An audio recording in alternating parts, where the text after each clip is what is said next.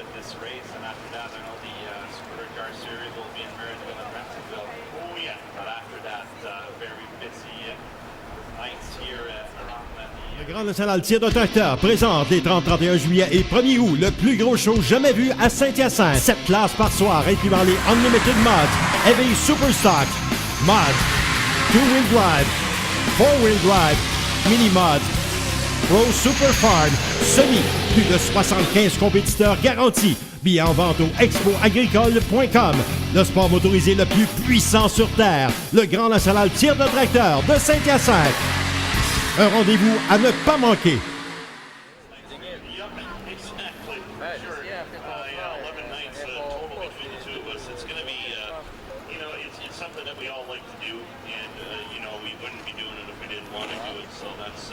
That's going to be the plan anyway, and of course we are going to head to, let's see, we were in Weedsport last night, take a couple days off, we go to the Airport Park Speedway, and then there's one stopping ground over there, to invasion busy horse around there for a while with some big blocks, and see how they go there. Larry White, the defending race winner, and then we will head, we'll pack up the Super DIRTcar series and head to the Fonda Speedway next night, August the 1st.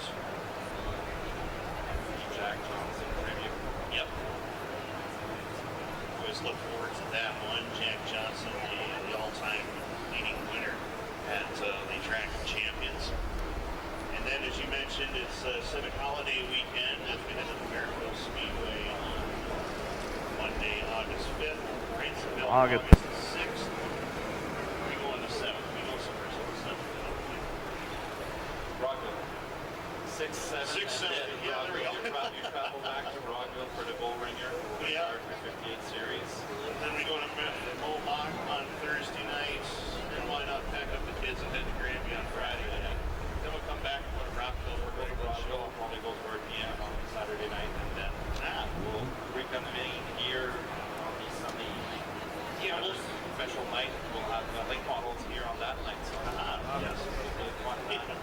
We'll meet up. We'll meet up here, red-eyed on Sunday. We'll be rolling schedule for sure, but really looking forward to those fun nights of racing. Well, you know, by the time winter rolls, saying the word winter, but when that rolls around about December, January, we're always begging for some races. So get it all in while we can, I guess, right? Exactly. And if you're interested as well, on the Wednesday, the afternoon before the Bull Ringer at Brockville, Thousand Islands RV is hosting a special meet and greet with 13-time track champion Danny O'Brien, and Stuart Friesen is going to make an appearance there. I chat with Stuart in Quebec there on Monday, Tuesday, and he's looking forward to meeting everybody, and he will be at Thousand Islands RV Center, just basically right off the 401 in Gananoque, and if you hit the casino, you have gone too far. So stop in there and then head to Brockville for the Bull Ringer. All right, mini stock on the Speedway, first heat of the evening, première qualification de la soirée, mini stock Tracy Wheeler assisted to sell, E30 of Marc Desnet, the 22J of Saint-Jourdain will start beside Desnet, 1I of Chris James, 17 of Yannick Poitvin, and then closing out the field will be the 30B of Jean-Cédric Bouchard, also a newcomer in the division, has been here for about 3 or 4 nights. Our Going Green at the Wired Audio.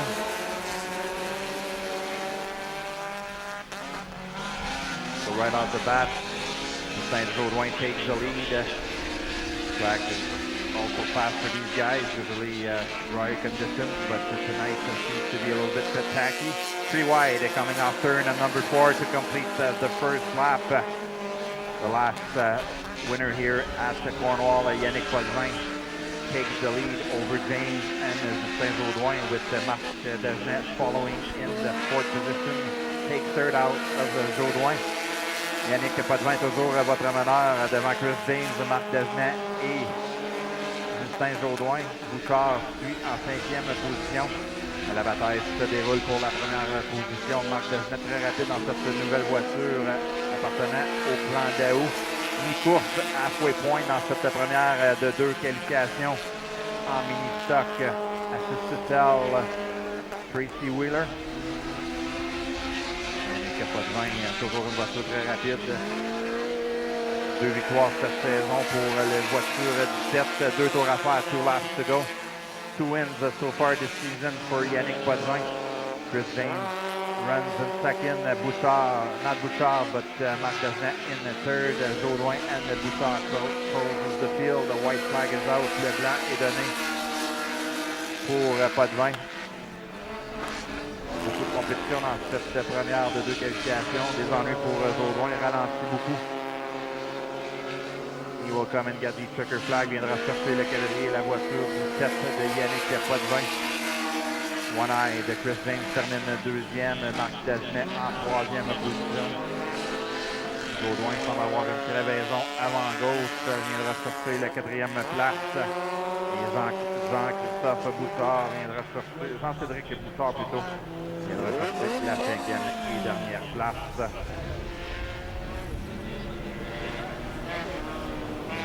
$2,000 are attractive for the raffle for tonight. So good round of applause for Yannick Potvin, your first winner of the evening.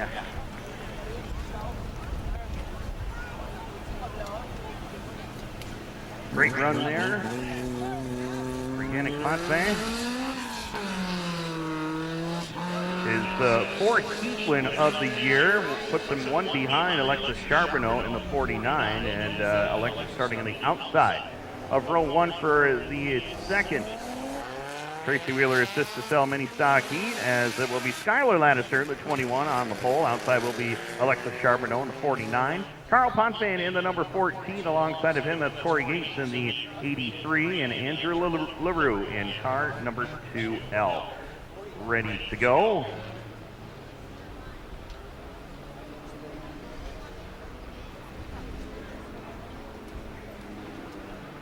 Six laps will be the distance in the second of 2 mini stock heat events on track. As the next level home improvement Sportsman will come trackside for the first of 3 heats after this for 8 laps. Green in the air, and we are back underway as Skylar Laddister jumps to the bottom lane. He'll pick up the lead, but Alexis Charbonneau a little quicker on the high lane, using the momentum on the top side. He'll go to the top spot as they hit turns 3 and 4. Laddister battling from the bottom, but it won't matter. Skylar Laddister, Alexis Charbonneau will lead by about a half a car length into turn number 1. Carl Potvin right there to challenge him from third. Corey Gates and Andrew LaRue completing your field as they hustle down the back chute with 1 complete. Battle on into turn number 3. Skylar Laddister holding his own on the bottom side. Alexis Charbonneau always tough in this division as he brings it down into turn number 1. And Carl Potvin problems on the front chute here in the 14K. He slows considerably heading into turn number 1, and that could bring out the first caution, and it will for sure. Yellow on the speedway.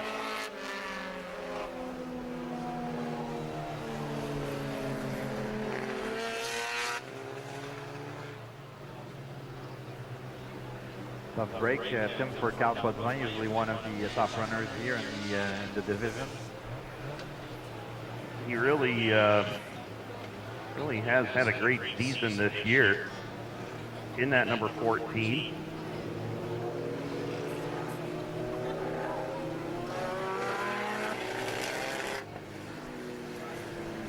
Win on opening day, May 20th. Followed that up with 3 consecutive runner-up finishes.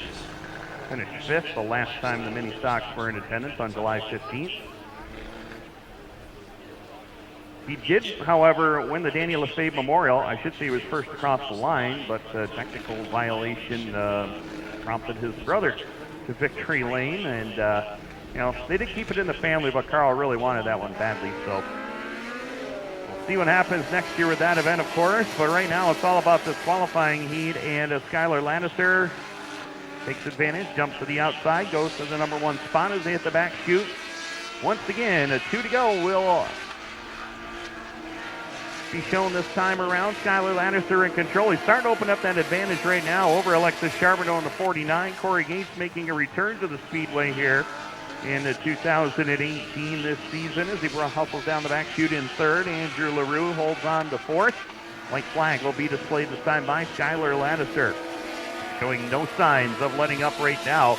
Alexis Charbonneau, Corey Gates, and Andrew LaRue, once again, your field as they work it down the back chute.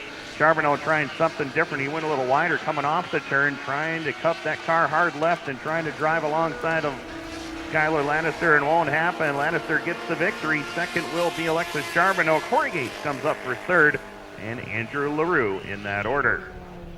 So that will do it for the Tracy Wheeler Assist to Sell Mini Stock Division, and their heats are in the books. Their feature will be up a little while later.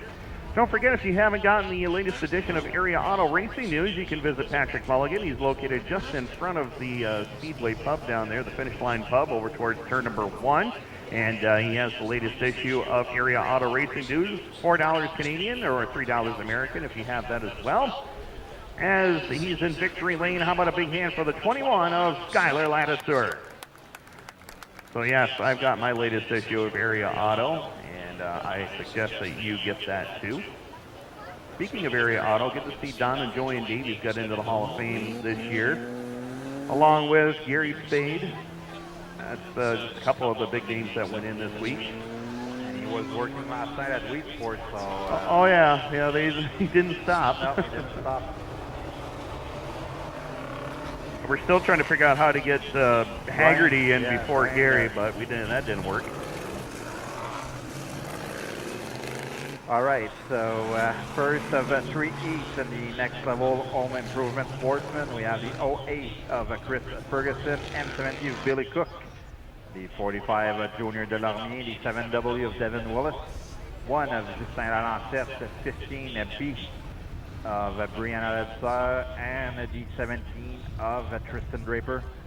We'll start that sale on this first of 3 East for the Sportsman as we go green.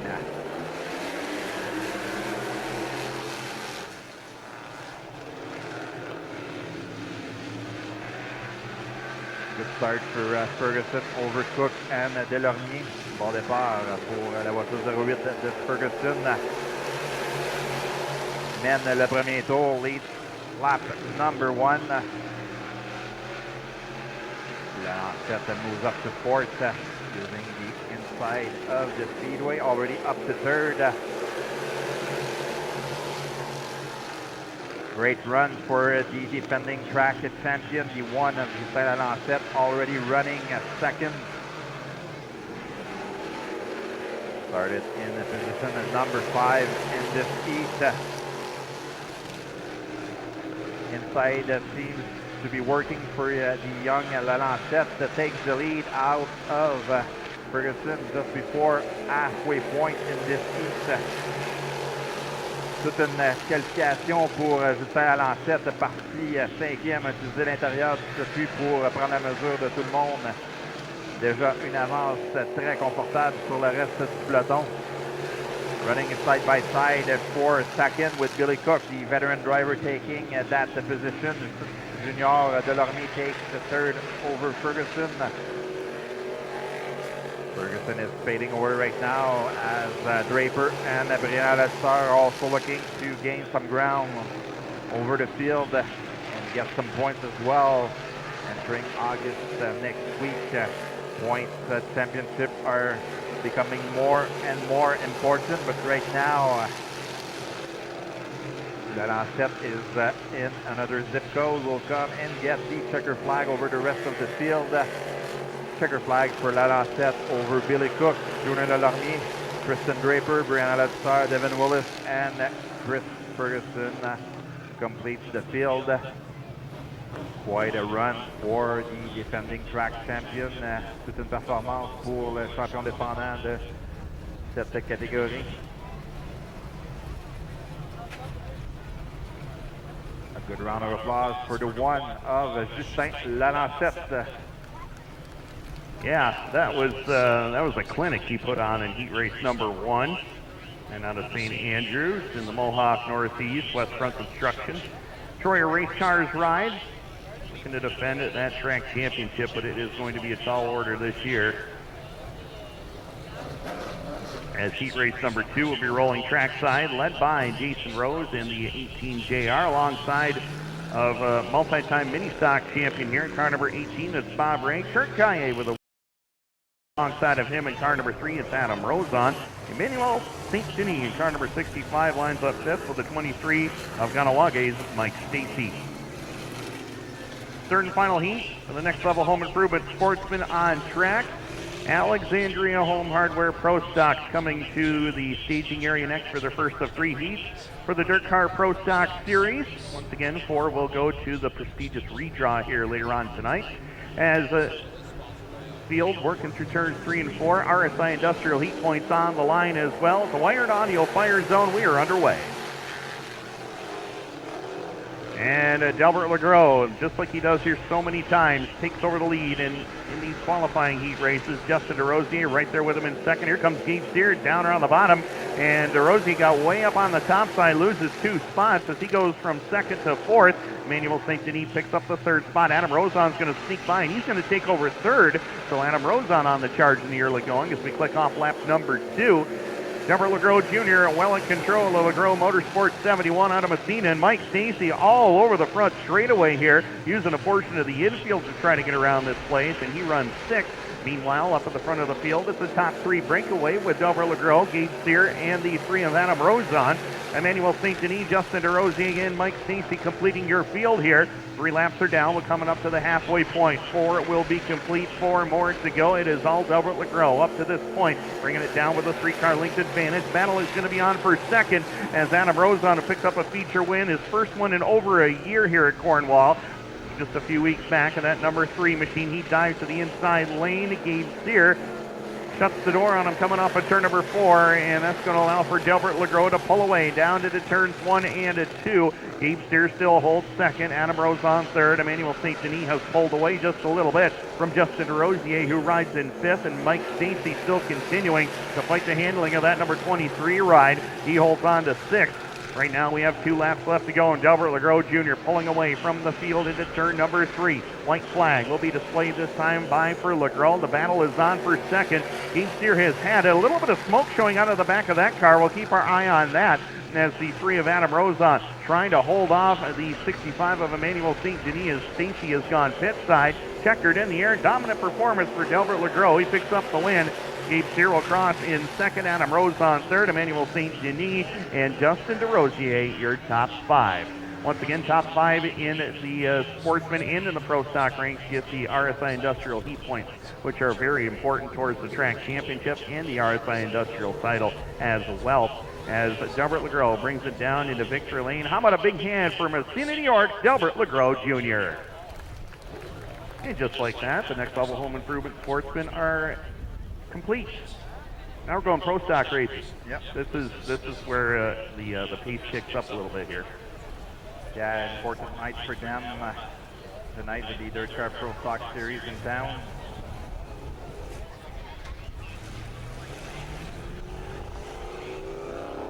Looking at the calendar, this is race number 5. Well, it was supposed to be race number 6, but it's got to rain out. This is my surprise face when I hear Utica Rome got rained out. Yeah. My God, you know those poor people at Utica Rome. They've definitely had their struggles with weather. Yeah. 4 years it's been going on like this for them. So. All right, so DIRTcar Pro Stock Series on the Speedway. We have the 97 of Dan Older, the 11A of Dave Seguin.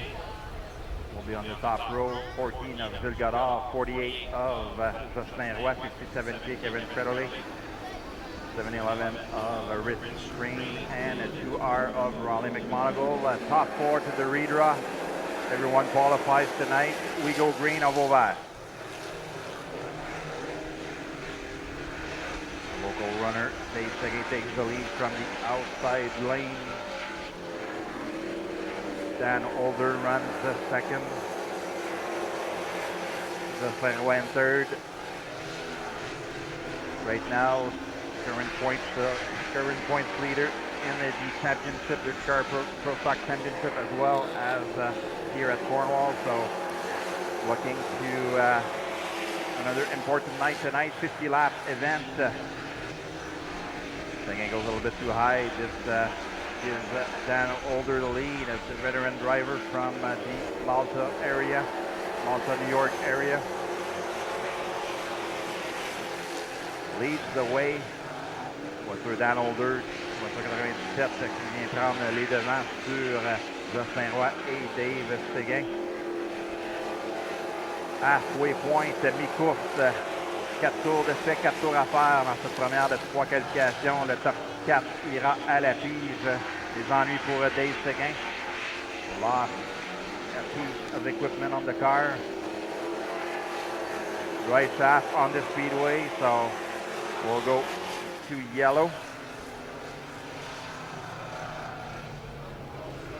That is a vital piece over there in turn number 2. That is what they call a drive shaft. I guess that's why he was running slow in the last few laps, or slower at least. So while we had a little bit of time off, we have a blue Cavalier license plate BZEB623. Blue Cavalier BZEB623. Your lights are on, so if you want to go back tonight with your car, you better go and turn the lights off.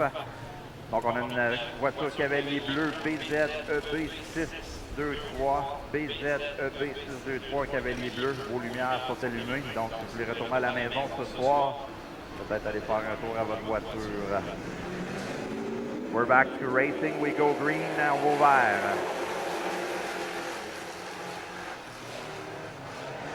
Great start here for Jocelyn Roy taking the lead over Older, and now Rich Crane also having a good trip up in Canada. Also had a good run last night at Drummondville. Now running in the second spot, taking the spot from Older, but right now Older coming back, running side by side for that coveted second spot in this heat race. White flag was displayed to the field. Le blanc a été montré au peloton. On viendra sortir le quadrille. We'll come and get the checker flag. The 48 of Jocelyn Roy wins the heat in front of Dan Older. Rich Crane at the wire. Gilles Godard in front of Kevin Feller Jr. So Godard will go to the redraw. And Raleigh McMonagle completes the field. Each number 1 winner here, the 48 of Jocelyn Roy. Good round of applause for him, your points leader, not only at Cornwall, but also during the DIRTcar Pro Stock Series. That, you are correct, sir, as Jocelyn Roy picks up another heat win and an extra 5 points towards the RSI Industrial Championship as well. Here at Cornwall as heat number 2 rolls trackside. Once again, top 4 go to the redraw later on today.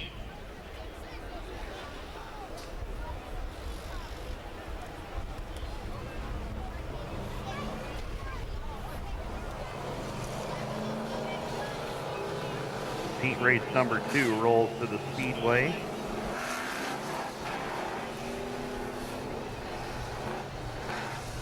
So far, Jocelyn Roy, Dan Older, Rich Crane, and Gilles Godard into the redraw. Jen thought that was pretty awesome. As heat race number 2 goes trackside, Jocelyn Chiquan in the number 17, along with Brock Obey in the 4. Rob Yetman, defending series champion and 5-time Super Dirt Week champion, rolls from 3rd. Mark Malone in the number 8 with a Burton Ward 20. Heat machine, and Eric Jean-Louis in car number 9, ready to go green off of turn number 4 at the Wired Audio Fire Zone. 8 laps is the distance. Once again, all drivers will start tonight's 50-lap feature go. Top 4 will go to the redraw. Jocelyn Chiquan, car number 17, bringing it off of turn number 4 and down to the line. He leads the way with 1 lap in the books. They hustle down the back chute. Rob Yetman, veteran in the pro stock ranks.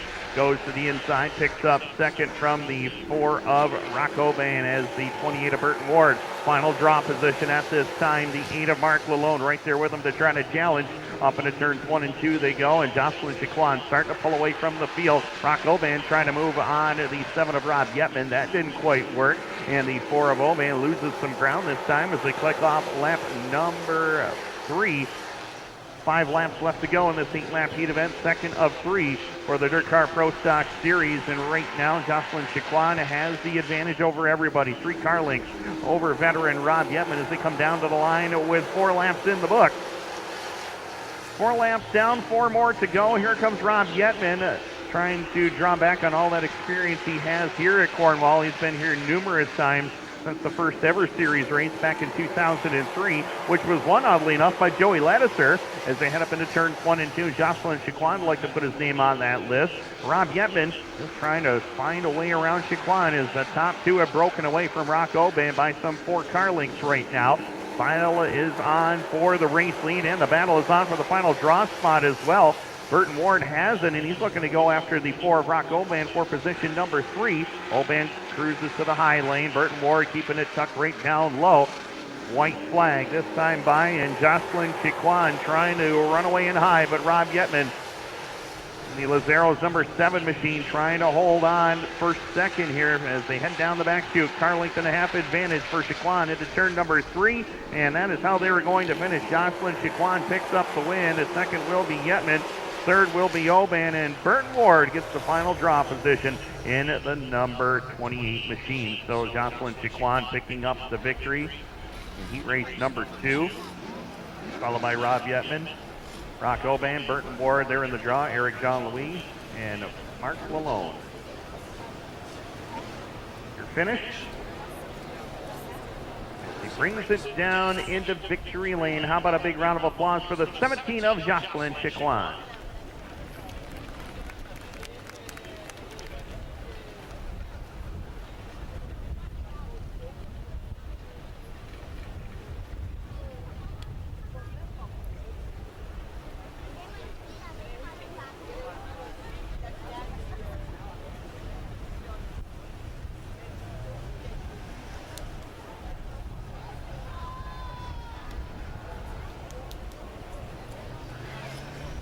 Well, 2 heats down, 1 more to go. We need to get 4 more drivers into that redraw here.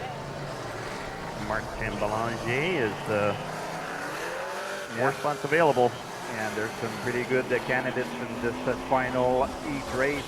Bon candidat, comme Tim mentionnait, 4 spots available right now, or 4 spots left for the redraw.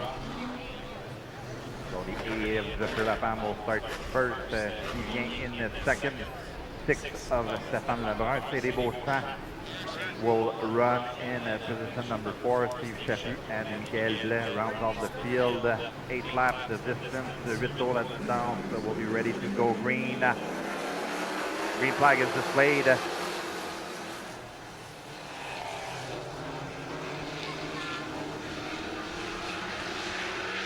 Lapin didn't waste any time, takes the lead over Vien and Stéphane Lebrun.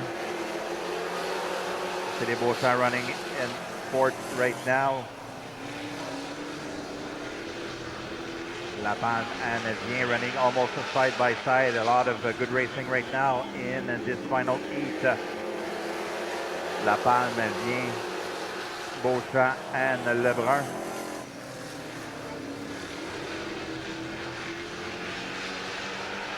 Lapin will run great right now. Heat number 3, Lapin toujours aux commandes de cette 3e et dernière qualification qui vient. CD Beauchamp complète le top 3. Stéphane Lebrun toujours parmi les pilotes appuyés. Steve Chapu pas loin derrière. Michael Blais complète le peloton.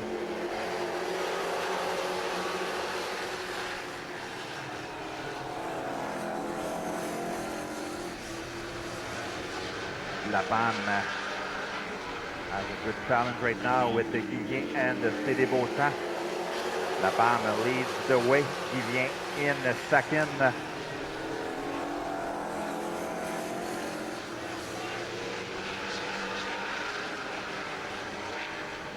Beauchamp and La Palme, our new race leader right now, qui vient, took the lead, vient prendre les commandes, qui vient profiter d'une montée de La Palme, alors que CD Beauchamp vient également s'attaquer au 15 de Guy.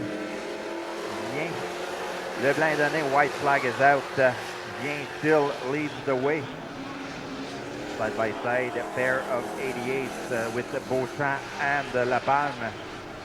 Lebrun and Chapu complete the top 5. Checker flag is out. Guivien wins over CD Beauchamp. Jeffrey La Palme. Stéphane Lebrun will go to the redraw.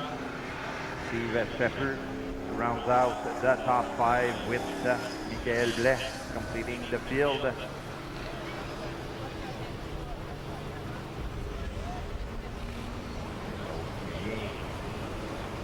A DIRTcar Pro Stock Series winner last season. If I recall him at the Falls Nationals in Brockville. That was a pretty entertaining race, so good round of applause for him.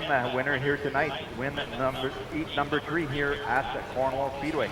Yes, he did. He picked up the win at Brockville, his first ever tour win on the DIRTcar Pro Stock Series. And of course, Rob Yetman was the reigning series champion for 2017.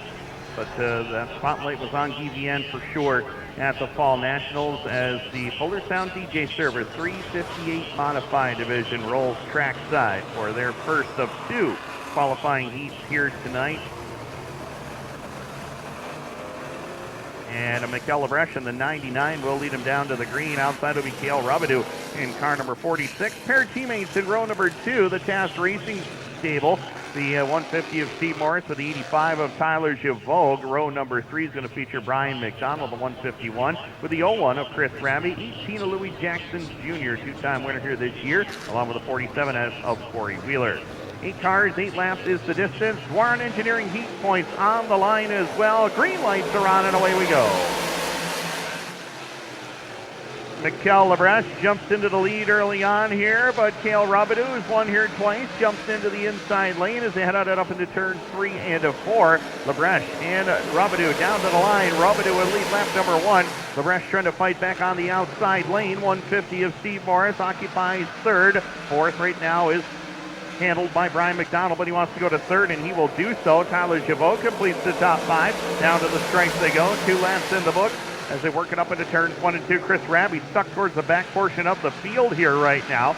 Second place effort at Mohawk for him on Friday night to his arch rival Tim Fuller. Well, right now he's in a battle with Corey Wheeler just to try to get by somebody as they headed up into turns 1 and 2 once again. Cale Robidoux, St. Constant, Quebec as the lead, and Mikel Lebrecht finds his way off the backstretch, brings it back on, but he loses 2 spots. Fanatics team down to the stripe. Brian McDonald now starting to move forward. He's gone from 5th to 2nd, getting around Tyler Givogue for position number 2 as Mikel Lebrecht just trying to hold on to that race car. 18 of Jackson, followed by Corey Wheeler. Chris Raby throws his car up to the outside lane, looking for some room to go. 5 laps are down, 3 more to go. This has been the Cale Robidoux show at the front of the field, bringing it down off of turns 3 and 4. 10 laps is the distance, my apologies. And Cale Robidoux is still in control, though. He's working the inside lane.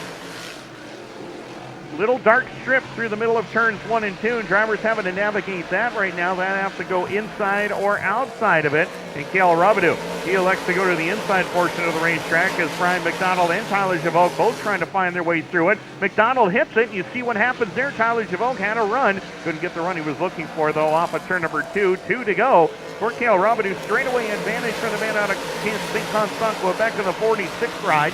Right now, Brian McDonald holds 2nd. Givogue, Louis Jackson Jr. and Corey Wheeler has the final Dwaron Engineering Cup point. White flag is in the air, and Cale Robidoux has had everybody's number here tonight. Working it in at turns 3 and 4 down to the line. Cale Robidoux will dominate heat race number 1. 2nd will be Brian McDonald. 3rd at the stripe will be Tyler Givogue, Louis Jackson Jr., Corey Wheeler, your top 5. Chris Raby, Mikel Lebrecht, and Steve Morris will complete your field. Those drivers definitely have some work to do come feature time, but it is the man from St. Constant, Quebec, the Gladiator Chassis, Burt Transmissions, number 46. How about it for Cale Robidoux?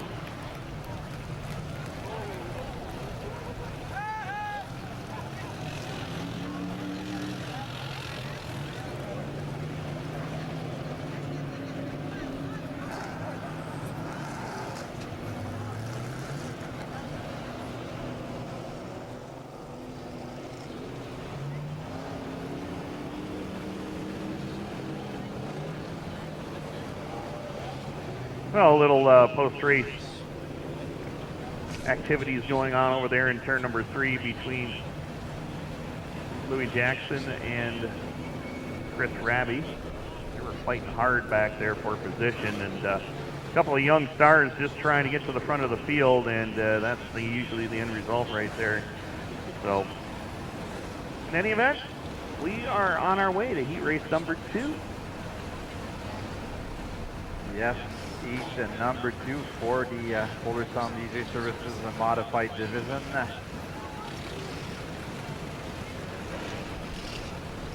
Eight cars will answer the call for this heat number 2. 8 voitures en piste pour cette deuxième qualification. Voiture 13, number 13 of Kevin Hamel, the 88 of Lee Ledger, 56X, point leader here of Carrie Terrence. Number 66, Carl Dingwall, also in contention for the championship here. 17 of Marc Terrien, 23 of Joey Ledger, 90 of Danny Gagné, and rounding out the field, the 24 of Mario Claire in the 24 car, the Terne Daou, as we are going green on Vauvert.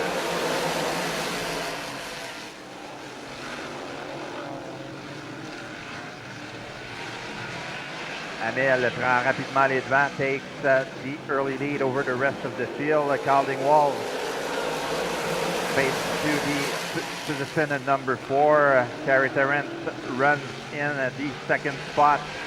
Right now, your points leader. Like these type of track conditions here at Cornwall. Mais maintenant, c'est Kevin Hamel qui est votre meneur devant Terrence et Lee Ledger. Une bonne bataille pour la 4e position entre Danny Gagné et Carl Dingwall. Hamel, toujours votre meneur, mais on voit la voiture Terrence 66X s'approcher dangereusement du meneur. Carrie Terrence will try and make a bid for position number 1. Getting closer and closer as Hamel s'est fait jouer le tour par Carrie Terrence. Terrence prend l'extérieur et vient prendre les commandes dans cette deuxième qualification modifiée. Good start for Carrie Terrence taking the lead over Kevin Hamel and Lee Ledger. Danny Gagné still runs in position number 4.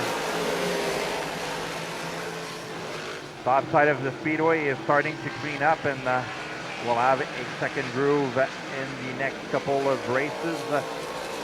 Terrence always likes to race on top of the speedway here. Already has a strong lead over the rest of the field. White flag will be out. Le plein donné pour Carrie Terrence. Kevin Hamel toujours au 2e rang. La bataille présentement pour la 4e entre Dingwall et Gagné. Checker flag will be out for Carrie Terrence. Takes the East win over Kevin Hamel. Lee Ledger, Carl Dingwall, Danny Gagné, Joey Ledger, Mario Claire, and Marc Terrien rounds out the field. Each races are completed here at the Cornwall Motor Speedway. Final winner here, a good round of applause for the 66X of Carrie Terrence. Man out of Hogansburg, New York, 3 times the track champion here. Gets the victory once again, one of his many heat races he has won here in his career. And as Martin Belanger mentioned, that is it for qualifying heat action. We are going right into our Tracy Wheeler Assist to Sell mini stock feature. Be for 15 laps.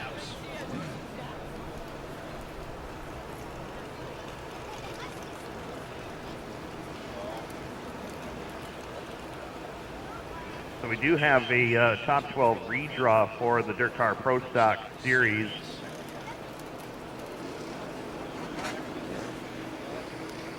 Make a quick mention of who is in that right now. We got a couple of minutes.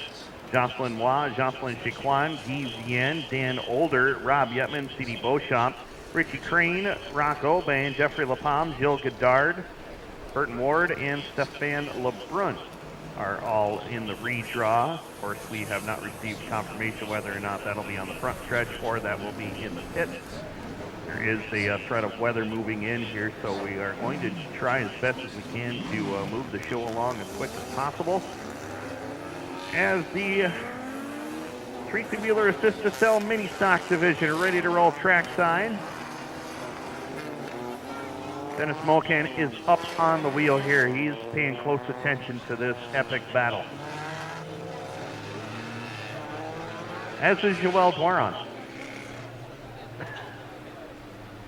It's going to be Mark Dagenet in the number 30 going away from the pole with Skylar Lannister in the 21. 22 of Justin Jodway along with the 49 of Alexis Charbonneau. Row number 3 is going to feature Chris James, former track champion in this division, along with 17 of rookie in the mini stocks this year, Yannick Potvin. Corey Gates in the 83, along with the 2 of Andrew LaRue, and completing your field is Jean-Cedric Bouchard, the number 30B. Beautiful looking machine, the Ember and Autotech ride. Cornwall Motor Speedway pace truck picks up the pace down the back straightaway, and it will head to the safe haven to the pits in turns 3 and 4.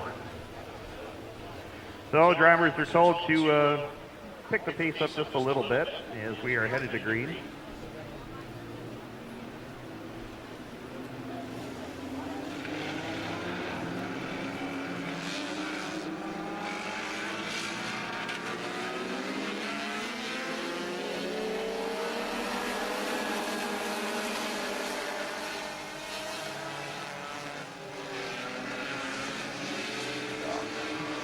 Green lights are on, and we're stacked them up 4 or 5 wide. Why not? Into turn number 3, Mark Dagenet is going to go to the lead, and Yannick Potvin is just going to split the difference of everybody and go to the race lead down in front. The one of Chris James trying to do the same thing as they head into turns 1 and 2. 6 cars battling for the race lead early on here. We finally got it straightened out, the single file formation into turns 3 and 4. And Potvin with the advantage as Chris James and Justin Jodway have a bit of contact in turn number 4, but they straighten that one out. Up into 1 and 2 they go. Yannick Potvin in control. Mark Dagenet still sits back there second. 21 of Lannister right there with him into turns 3 and 4. Here comes Alexis Charbonneau trying to run him down. Top of turn number 4. Good 3-car battle there for second, third, and a fourth. Skylar Lannister has the position. Alexis Charbonneau trying to get to the inside as Mark Dagenet loses some spots out there. He loses the spots to Charbonneau and Chris James, bringing it off the turn. Yannick Potvin in complete control of this field right now, working his way up off of turns 1 and 2 and down the back stretch. He'll head it up into turn number 3. Great season so far for Yannick Potvin, a feature winner here. Back on July the 15th, caution flag is out. Mark Dagenet slows with a problem, and he will pick it back up and head towards pit road.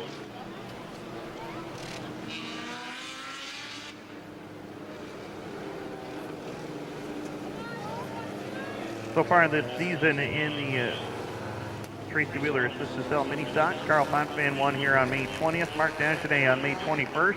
3 in a row from May the 27th to June the 10th for Alexis Charbonneau.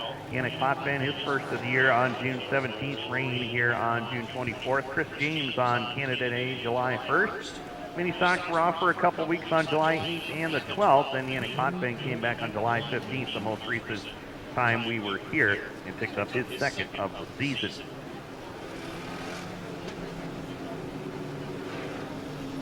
The final week of July here in 2018, points are starting to become an issue. Chris James has a slim advantage, 13 points over Skylar Lannister coming into tonight. Justin Jodway third at 391, tied with Alexis Charbonneau. Fifth being occupied by Carl Potvin at 339. Yannick Potvin is sixth, about 30 points back there in position at number 6 on the point list.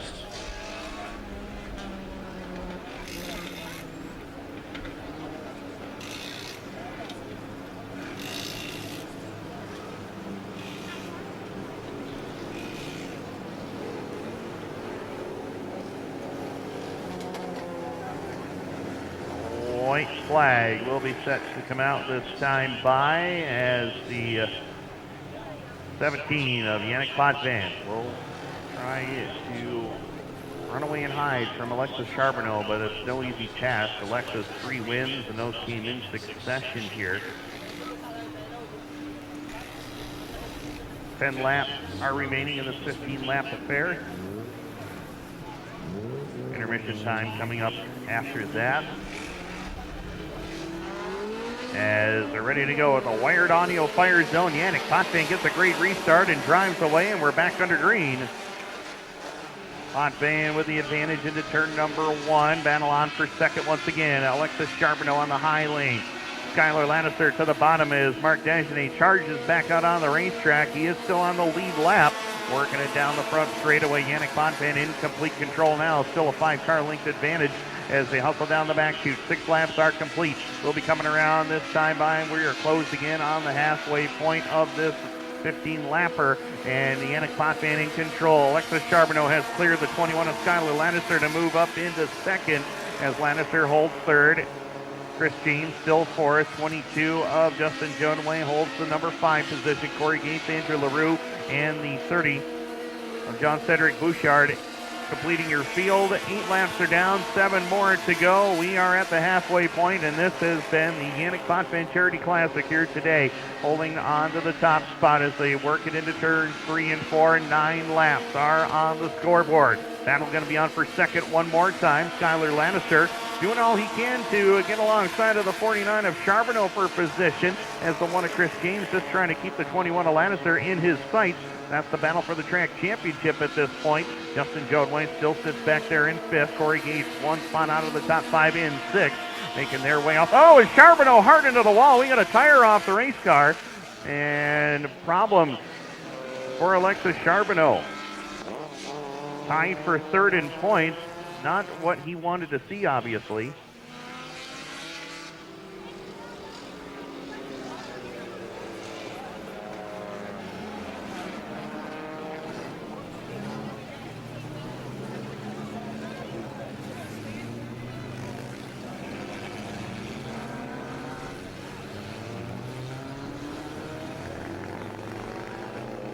So Alexis Charbonneau, what was turning out to be a decent point night for him, all goes away here on the front straightaway. That right front tire just snaps off the race car, and there's the end result into the wall here on the front chute.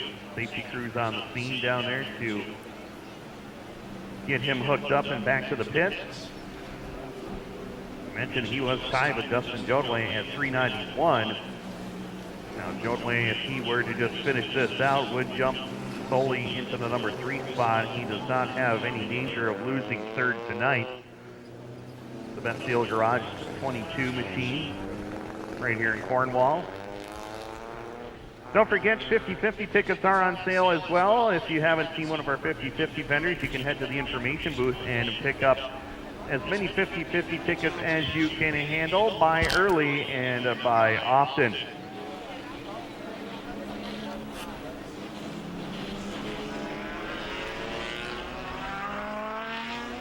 And of course, one of the other things we talked about earlier is Patrick Mulligan with the Area Auto Racing News, the latest edition of that racing paper. Does have a deal going on. If you buy this week's, you get last week's for absolutely nothing. Once again, that's $3 American, $4 Canadian. If you would like to go visit Patrick, he's over at the Finish Line Pub. He's not actually in the Finish Line Pub, he's just in front of it. And Huey would visit. As the field works their way through turn 3 and 4. Green lights are back on, and away we go.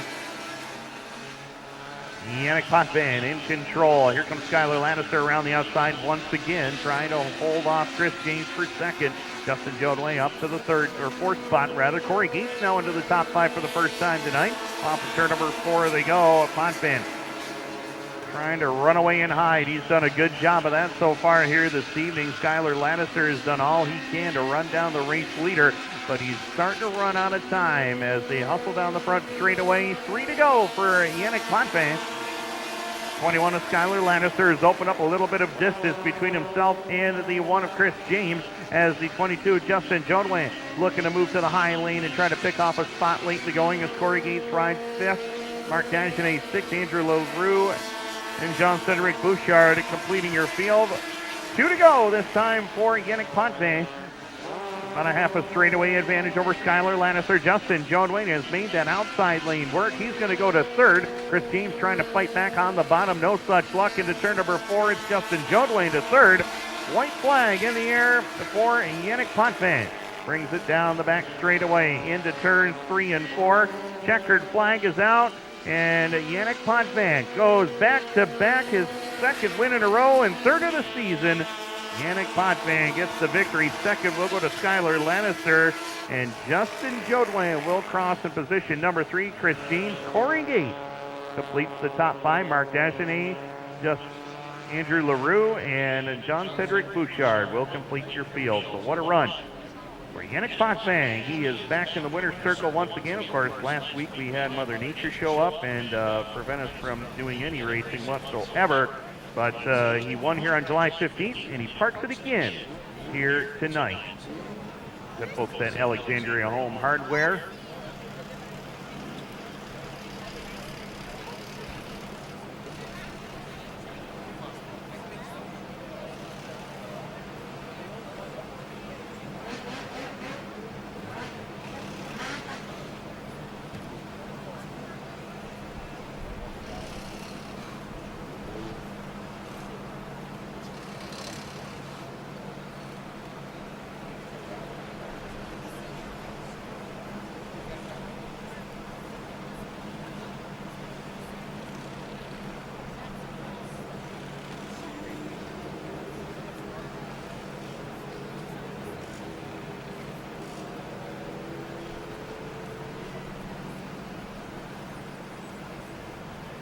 So it is intermission time here at the Cornwall Motor Speedway. Good time to hit the concession stand area. Of course, if you have not yet made your way down toward turn number 1 to visit Patrick Mulligan and get your area auto racing dues, you have time to do that and hit the finish line pub there as well. Get yourself a frosty beverage.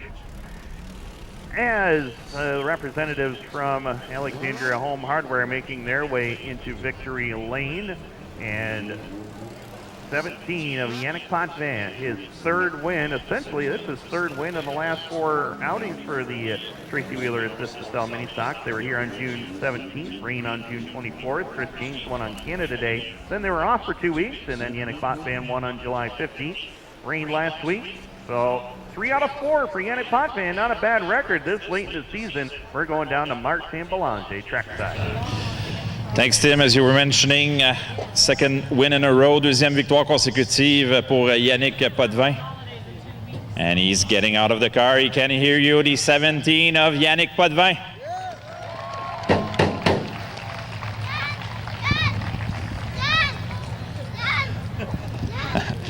Yannick, félicitations, une belle victoire ce soir. Encore une fois, on le mentionnait, la 3e victoire en les 4 dernières courses ici. On voyait Alexis Charbonneau en début de saison, 3 victoires consécutives. Là, c'est toi qui semble être l'homme à battre jusqu'ici, là, pour, au moins là, depuis je dirais la dernière séquence là, de peut-être environ un mois. Là, le mois de juillet, là, ça a été ton mois ici. Oui, on a essayé de trouver qu'est-ce qu'il y avait, puis on a trouvé le bon setup, puis là, on touche plus à la voiture, on la garde comme qu'elle est, puis ça va bien pour l'instant. Je pense que ton frère, il aimerait ça aussi, avoir des bons... ce soir, il y a eu de la malchance, il n'a pas pu prendre part à la finale, mais je sais que les 2 frères, là, vous êtes vraiment compétitifs ici à Cornwall. Oui, c'est sûr que nos voitures sont pas mal pareilles. On les bâtit ensemble, puis c'est plate, il y a eu un issue avec sa transmission, mais on va être là dimanche prochain, puis on est prêt pour courser une autre course. Félicitations pour ta victoire, on va t'en souhaiter d'autres cette saison.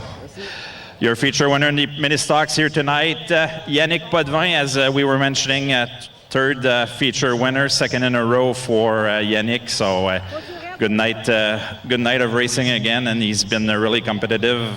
We had 3 races in a row for Alexis Charbonneau, 3 wins in a row, and now it seems to be Yannick Potvin's turn. So we'll get ready for the redraw. We're already seeing the redraw getting ready for the pro stock, so I'll head there to make sure that everything is okay with with Jen, and we'll go from there. Well, thanks very much, Martin Belanger. Great job down there trackside. Yannick Potman parks it again. 3 wins on the season. Well,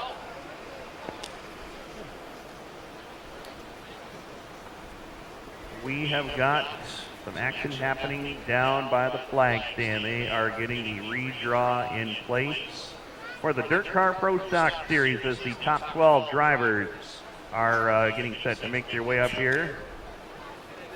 Whatever you do, do not mess up Jen's creation down there. Oh no, she'll get angry, very angry. She will turn green, and the muscles will get bigger. And we can't afford new official shirts when she ripped that one. So. No, she's on her 5th one of the year, so. Yeah. Her and Brian Haggerty go through shirts like crazy.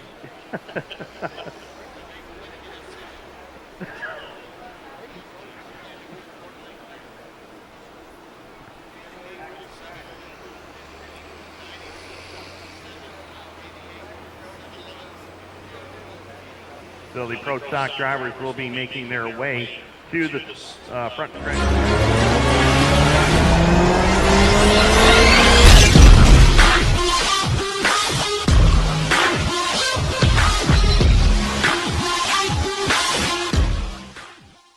Bienvenue à la chronique à toute vitesse avec Martin Bélanger.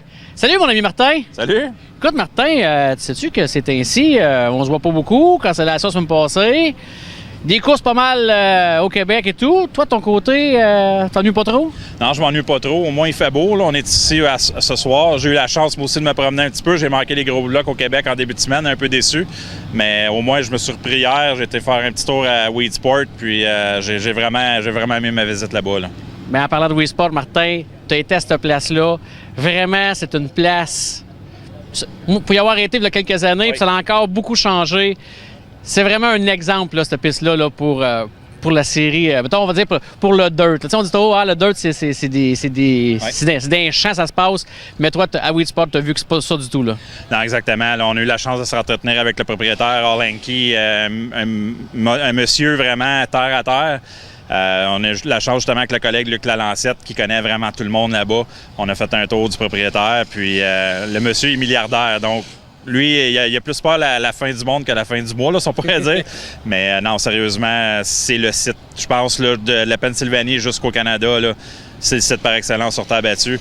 Ils ont fait encore beaucoup de choses depuis qu'on est allé. On avait couvert les événements, tu te souviens, de Super Dirt Week, puis toutes les années, ils rajoutent des choses. Juste à l'entrée, je vous donne un exemple, à l'entrée, l'interlock, je pense qu'il a vraiment investi environ 50 000 juste en interlock.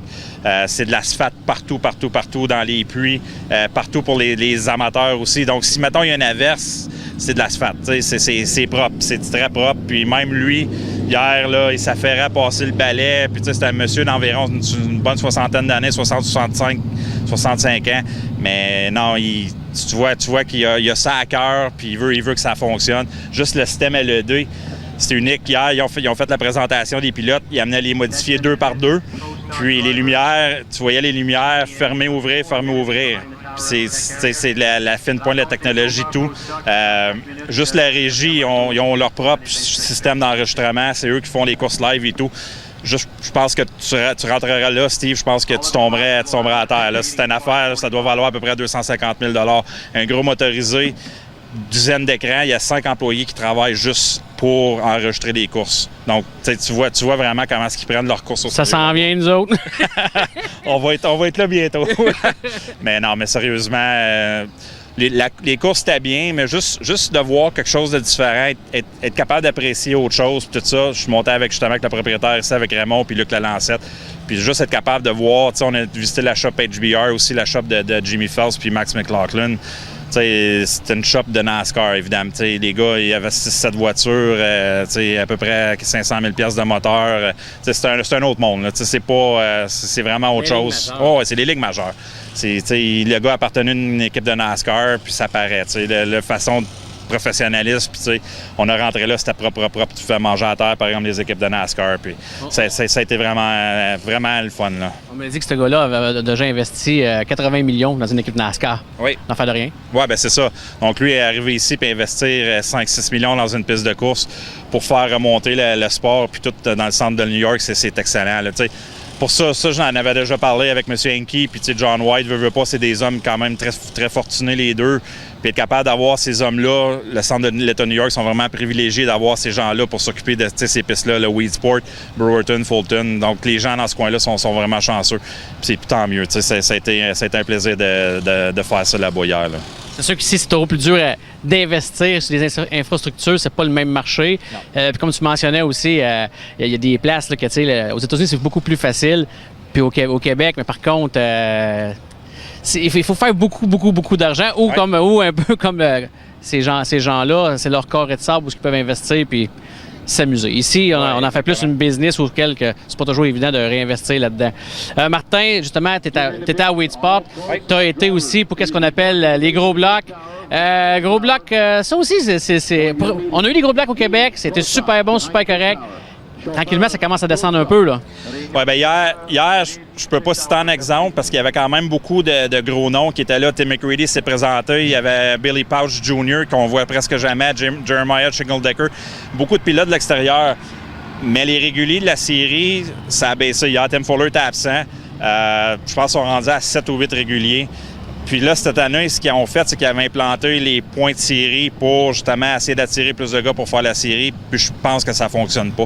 J'ai lu un article il y a pas longtemps, puis il y a quelqu'un qui avait fait parler avec beaucoup de gars là-dessus, justement. Puis je vais dire que les opinions étaient très partagées là-dessus. À savoir si on devrait retourner au point de série au point. Parce que hier, il y avait quand même 4 pistes qui roulaient en même temps dans un rayon de peut-être 2 heures. Land of Legend était congé, mais Fulton roulait. Puis tu avais Fonda qui roulait en même temps, donc qui n'était pas très loin. Les gars ont été pigés dans ces bassins-là pour... la place était quand même pleine, mais il manquait quand même des gars. Là, on regardait un petit peu les noms à certaines places. Larry White a quand même coursé à Fulton hier. Billy Whittaker, qui est un gros commanditaire majeur de la série Gros Bloc, a quand même couru à Fulton hier en 3,58. Donc, c'est plate parce que c'est quand même des pilotes qu'on aimerait avoir, mais c'est ça. Il y avait quand même 28 voitures, ce qui n'est pas beaucoup, mais n'empêche que... Pour eux, bien, je m'attendais à avoir peut-être un 35-40 voitures, mais je ne sais pas si le choix l'année prochaine de refaire ça un samedi soir en compétition avec d'autres pistes autour, ça va peut-être être un pensée-y bien, mais je pense que somme toute, ça a quand même bien fonctionné, là. Ça va quand même prendre une relève parce que faut qu'il y ait des jeunes qui poussent, des bons jeunes qui poussent. Ça aussi, il va y avoir du travail à faire là-dessus parce que les équipes, pour l'investissement et tout, c'est quand même pas évident de ce côté non plus. Hein. Non, ça commence, on en parlait hier justement, la relève, il y a justement Max McLaughlin, Eric Rudolph hier qui a gagné, ils ont fini 1-2. Rudolph, ça fait partie de la relève, mais c'est un excellent pilote, mais c'est pas lui que je pense qu'il va faire vendre le sport comme tel. Tu sais, il n'y a pas de charisme. Non, exactement, il n'y a pas le charisme. McLaughlin, un peu plus. McLaughlin, je pense qu'il a appris beaucoup de son père, Magic Shoes, puis j'ai l'impression que ça va peut-être être la future vedette de la série, à moins qu'il se dirige vers plus l'asphalte. Parce que hier, il nous parlait, on a jasé un petit peu avec, puis il s'en va à Bristol. Il a fait la course à Eldora, il n'y a pas longtemps. Puis il s'en va à Bristol, course en camion. Fait que j'ai l'impression que lui, il va peut-être monter NASCAR. C'est plate parce que ça va être un autre bon pilote à perdre. Mais tu sais, des Danny Johnson, Brett Earn, il n'en reste pas pour 10 ans, là, malheureusement. C'est des noms que les gens aiment voir, mais ça commence à perdre des plumes. Surtout Brett, là, c'est plate pour les gens qui l'aiment, mais on voit là, vraiment qu'il régresse au lieu d'avancer. Il va en gagner encore quelques-unes, mais il est pas au cœur du championnat. T'sais, au Québec, vous l'avez vu, là, Shepard puis Friesen, c'est les gars qui avancent en ce moment. Puis c'est les vedettes, mais là, regarde, Friesen, on sait qu'on risque de le perdre pour de bon en côté asphalte aussi. Là. Est-ce que les compagnies ou les équipes, on va les appeler peut-être multimilliardaires ou peu importe là, dans ces domaines-là, qui investissent sur, exemple, comme tantôt tu parlais de Jimmy Phelps, est-ce que ça se peut aussi que les jeunes ont de la misère à attirer ce genre de partenaires-là pour créer ce qu'on appelle une dynastie, comme qu'on a eu présentement, dernièrement avec les Brett Earn et toutes les DIRTcar et compagnie? Peut-être que, tu sais, justement, McLaughlin, est-ce qu'il a utilisé le nom de son père? Je sais pas, tu sais, mais le jeune a quand même du charisme. Fait que ça, c'est sûr que ça vend. Rudolph est quand même chanceux parce qu'il c'est un talent. Là, c'est un talent naturel. Hier, a vraiment fait une belle course puis il a été ramassé ça assez facilement. Mais je sais pas pour ces jeunes-là si c'est ça que ça prend, avoir beaucoup de charisme et être capable de se vendre auprès de ces commanditaires-là pour être capable d'avoir une bonne voiture, tu sais, une bonne entente avec eux pour être capable d'avoir un budget limité et être capable d'aller aux courses. Mais ça, c'est à suivre. Là. Mais il y a beaucoup de travail à faire pour la série. Là. Martin également, tu as parlé avec Jimmy Phelps à Wade Sport hier. Oui. Et quelque chose qui revient souvent, parce on le sait que le sport, présentement, connaît un peu une base. On dit toujours c'est un cycle, c'est une vague, mais quand même, il faut toujours y porter un peu plus attention. Les gens ont pitché un peu des rushs à Yann Bussière il y a quelques années quand il a décidé de faire ses courses aux 2 semaines. Mais là, on parle de plus en plus, peut-être, est-ce que ça serait une solution un peu partout dans le monde des courses, même aux États-Unis, de faire des courses aux 2 semaines? Bien, lui, Phelps, pour la piste qu'ils ont en ce moment à Wade Sport, pour lui, faire 10 programmes, 10-11 programmes par année, pour eux autres, en ce moment, ça semble être la chose à fonctionner. Mais comme je t'expliquais un petit peu hors d'onde, tu sais, hier, c'était les gros blocs qui étaient là. Aujourd'hui, ils ont les World of Outlaws. Ça, c'est leur gros week-end. Mais tu sais, ils ont fait venir les USAC. Ils ont la facilité de faire venir ces séries-là parce qu'elles sont aux États-Unis. Puis ils veulent pas. Non, ils n'ont pas de problème d'argent non plus, qui sont peut-être capables d'en dérouler un petit peu à l'interne, peut-être pour faire attirer ces séries-là. Mais n'empêche que, tu sais, pour eux, ils font 10 gros shows, mais c'est vraiment des gros événements. Tu sais, il y a toujours une série qui attire.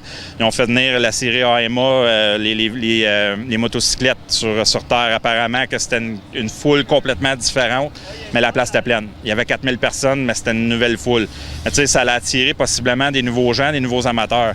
Mais encore là, on essaierait d'avoir ça au Canada, puis on ne serait pas capable à cause justement des douanes. On est un peu, on a discuté souvent, mais on est un peu pris, on est prisonnier avec ça, avec nos douanes et puis tout, mais qu'est-ce que tu veux? Au moins, on est chanceux, on est capable d'aller voir ces pistes-là pas trop loin. Moi c'est 4 heures, 3h30, 4 heures. Mais tu sais, on est capable d'aller voir ces endroits-là et être capable d'aller apprécier ce genre d'événements-là. Là. Parce que justement, les gens recherchent, on l'a vu avec les gros blocs cette semaine, les gens recherchent beaucoup plus les événements. Oui. On se questionne tout le temps, bon, c'est-tu le prix ou... des fois, on a des shows ici à Cornwall à 15 $, ou est-ce que c'est pas toujours... plein. On dirait que les gens maintenant choisissent leurs événements, veulent des événements. Oui. Puis là, c'est ça, en réduisant peut-être le nombre d'événements dans une année. Mais c'est quand même un pari là, à faire. Là. Fait que ça serait de quoi à surveiller, là, justement. Martin, des choses à surveiller aussi. On est en train de dépasser la mi-saison pas mal. Là. Il reste quand même un mois là, pour les championnats. Tu veux me faire le tour un peu des pistes dans le coin ici. Là. Comment ça se comporte au championnat? Oui, bien c'est ça. Juste rapidement, là, je voulais faire le tour un petit peu des championnats sur vol rapide. Modifié à côté de Can-Am, Billy Dunn mène le championnat devant Jordan McCready, Ryan Arbuthnot, excuse-moi. Moi, ma surprise là-bas, je veux faire un petit peu une surprise jusqu'ici. Ma surprise, je m'attendais à voir vraiment Billy Dunn se détacher du peloton, mais Arbuthnot a une très bonne saison, puis Jordan McCready également. Donc, je m'attendais vraiment à voir, il y a juste 14 points d'avance à ce temps-ci de l'année. Je m'attendais vraiment à voir Dunn se détacher. Côté de mon... Il a malchance un peu, Dunn, ou... Bien, côté peut-être un petit peu de malchance, il y a eu des bons résultats. C'est lui qui mène au point de vue victoire du côté de ce piste-là, mais probablement, oui, peut-être un manque de constance qui fait que les autres ont pu se rapprocher. Mais Jordan McCready a une très bonne saison là-bas. Là, je pense qu'il y a 2 ou 3 victoires de son côté, donc ça l'a aidé aussi. Jordan ne veut pas, il porte le nom McCready, il y a de la pression, mais n'empêche qu'il porte le nom bien. Côté de Mohawk, c'est un championnat à deux joueurs, Tim Fuller, Chris Raby. Quand c'est pas Fuller qui gagne, c'est Raby. Quand c'est Raby qui gagne, Fuller est deuxième. Ça a été ça tout au long de la saison. Toutes les victoires de Fuller est rendu à 6. Je pense que Raby a fini deuxième à 5 reprises. Donc, il y a seulement 19 points entre les deux pilotes. Après ça, ça tombe presque 60 points avec le reste du peloton. Donc, c'est vraiment une course à 2. Je trouve ça dommage un petit peu pour eux autres, mais moi, ma surprise à cette piste-là, on parlait du reste du peloton, c'est Lance Willix. Je m'attendais à le voir du côté de Can-Am. Lui, il reste à 10 minutes de Can-Am, a décidé de faire Mohawk cette saison, pointe au 3e rang. Donc, une différence entre les grosses différences entre les autres, mais quand même, somme toute, une belle performance pour ce groupe-là, parce que, comme je dis, c'est vraiment un championnat à 2 pilotes, ce que je trouve un peu dommage, parce que ce serait le fun d'avoir un peu plus de parité à cette piste-là. Du côté de Brockville, un nom que tout le monde connaît, Dan O'Brien, qui mène le championnat, 51 points devant Carl Dingwall puis Ryan Arbuthnot. Encore là, Arbuthnot est encore à la course au championnat. Je pense que lui, son expérience fait qu'avec la série Gros Bloc, lui donne un bon coup de pouce ici. A décidé de revenir avec son programme 358 du côté de, on l'a vu, Canham, puis côté de Brockville. Puis ça va bien jusqu'ici pour lui. C'est ça, c'était ma surprise du côté de Brockville parce qu'il est constant aux deux pistes. Puis je pense que toute l'expérience qu'il a acquise sur la série Gros Bloc, ça lui porte chapeau. Ici, Carey Terrence a 55 points d'avance sur Brian McDonald puis Carl Dingwall, Chris Raby. Le championnat est extrêmement serré derrière Terrence ici. Puis ma surprise, c'est le jeune Louis Jackson, comme on avait déjà parlé. Très surprenant. Puis évidemment, Brian McDonald, il y a eu une grosse embardée à Mohawk la semaine passée, détruit complètement de voiture, mais connaît toute une saison ici. Puis il y a une très bonne saison aussi quand même à Mohawk, il est 4e dans les points là-bas. Donc ça, c'est un peu, sans nécessairement dire ma surprise, parce que c'est quand même un vétéran, mais habituellement, les dernières années, il pointait 6, 7, 8e dans les points. Là, cette année, il se bat quand même, il est quand même proche pour une 2e place ici au championnat. Donc ça, c'est du côté des modifiés. Sportsman, je vais aller vite fait en Sportsman à Canham. David Rogers, un pilote qu'on a vu souvent ici, mène par 56 points en Sportsman là-bas devant Anthony Stockman. Donc pour lui là-bas, je pense que le championnat semble être réglé. Ils sont tout le temps entre 25-30 Sportsman du côté de Canham, mais n'empêche que Rogers est l'homme à battre là-bas. Du côté de Mohawk, c'est Jonathan Ferguson, un pilote qu'on entend souvent parler, devant Robert Delormier. Ma surprise, c'est le jeune Cédric Gauvreau. Oui. Pour moi, c'est un pilote que, je veux pas, c'est pas vraiment pas un parti pris parce que je connais la famille depuis très longtemps. Mais de voir le jeune performer comme ça après sa 3e année, il est 5e dans les points. Je pense qu'il a fait une très belle performance à Drummond du côté 2e mardi soir. Donc pour lui, être capable d'aller à l'extérieur puis faire aussi bien, affectionne les grandes pistes. Quand il vient ici, je sais qu'il a de la difficulté, mais affectionne les grandes pistes. Puis c'est le fun de le voir si bien performer. Puis il est encore dans la course au championnat là-bas. Il y avait 14 points de retard sur Ferguson. Donc la course au championnat est extrêmement serrée là-bas. Donc ça, c'est ma surprise du côté une belle surprise, une agréable surprise pour Cédric Gauvreau. À Brockville, un nom qu'on entend presque jamais parler, c'est Ryan Scott. C'est lui qui mène le championnat là-bas, la voiture 33. C'est un homer, qu'on pourrait dire. Lui, il court seulement à Brockville. Ça va être ma surprise également, parce que je m'attendais à voir Ferguson, qui est 2e dans les points, Tristan Draper, 3e. Donc, ces deux pilotes-là restent quand même avec lui au championnat. Mais Ryan Scott, je m'attendais pas. Je m'attendais à le voir peut-être 4-5e au championnat et non mener le championnat. Puis il y a une très bonne saison. C'est lui qui mène dans les victoires également. Il y a 3 victoires du côté de Brockville. Puis ici, sans surprise, c'est une belle surprise, mais Shane Pecor. Pecor a 47 points d'avance sur Brianna Ladouceur. Je l'ai fait justement en entrevue tantôt. Puis lui a décidé en début de saison, après le premier soir, de faire la saison complète du côté de Cornwall à cause justement des conditions de piste qui ont été impeccables tout au long de la saison aussi à Cornwall. C'est une des raisons principales pourquoi il est ici. Puis c'est ça, le championnat, il y a 47 points d'avance sur Brianna Ladouceur, qui a somme toute une belle saison, elle également. On compare les deux équipes. Brianna Ladouceur, on le sait, c'est quand même un budget, je dirais, assez limité contre Shane Pecor, une petite équipe, mais un pilote quand même d'expérience. Donc, c'est un championnat vraiment à surveiller du côté des Sportmen, mais j'ai comme l'impression que Pecor devrait remporter un autre championnat ici. Là. Shane Pecor, s'il pourrait écrire un film, ça serait Mon pneu, un baiser. Hey Martin, en terminant, j'aimerais te parler de quelque chose. Je ne sais pas comment ça se passe ici à Cornwall, vu que les puits sont très serrés un peu ici. Mais il y a une chose qu'on remarque souvent, c'est la sécurité dans les puits. Oui. C'est super important parce que, je n'aimerais pas de nom, là, mais on voit quelquefois que sur la piste, quand il se passe des accrochages ou peu importe, quand on a le casque, on dirait que les fils se touchent. Mais il faudra faire attention quand on arrive dans les puits. Il n'y a pas arrivé encore rien de majeur. Mais il y a des enfants qui se promènent dans les puits et souvent, il y a des choses qui se passent que... Qu'est-ce qui est sur la piste? Il faut que ça se règle sur la piste et non dans les puits. Et il faudrait qu'il y ait certains pilotes qui baissent un peu leur tempérament lorsqu'ils rentrent dans les puits. Parce qu'on a beau être frustré, peu importe, puis à tort ou à raison, mais c'est juste que sur la piste, là, défoulez-vous, là. Mais dans les puits, c'est extrêmement dangereux parce qu'à un moment donné, il va arriver de quoi de super dangereux. Puis après, il va y avoir des règlements, des choses auxquelles tout le monde va broyer parce qu'ils vont dire « Ah, pourquoi on fait ça? » Ça serait juste vraiment de bien doser ça. C'est tout? Oui. T'as fait? Oui, c'est assez. Merci, Martin. C'était la chronique à toute vitesse sur le 363.tv.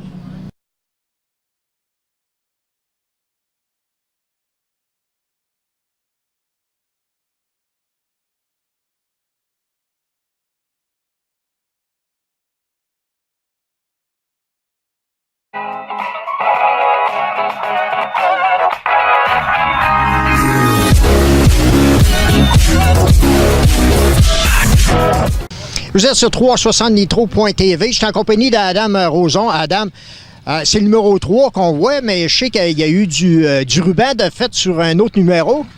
Oui, malheureusement, on a accroché il y a une couple de semaines, puis manque de temps, puis manque un peu d'équipement. Mais ça s'en vient. Là, la semaine prochaine, on devrait être avec la nouvelle porte et le beau wrap dessus.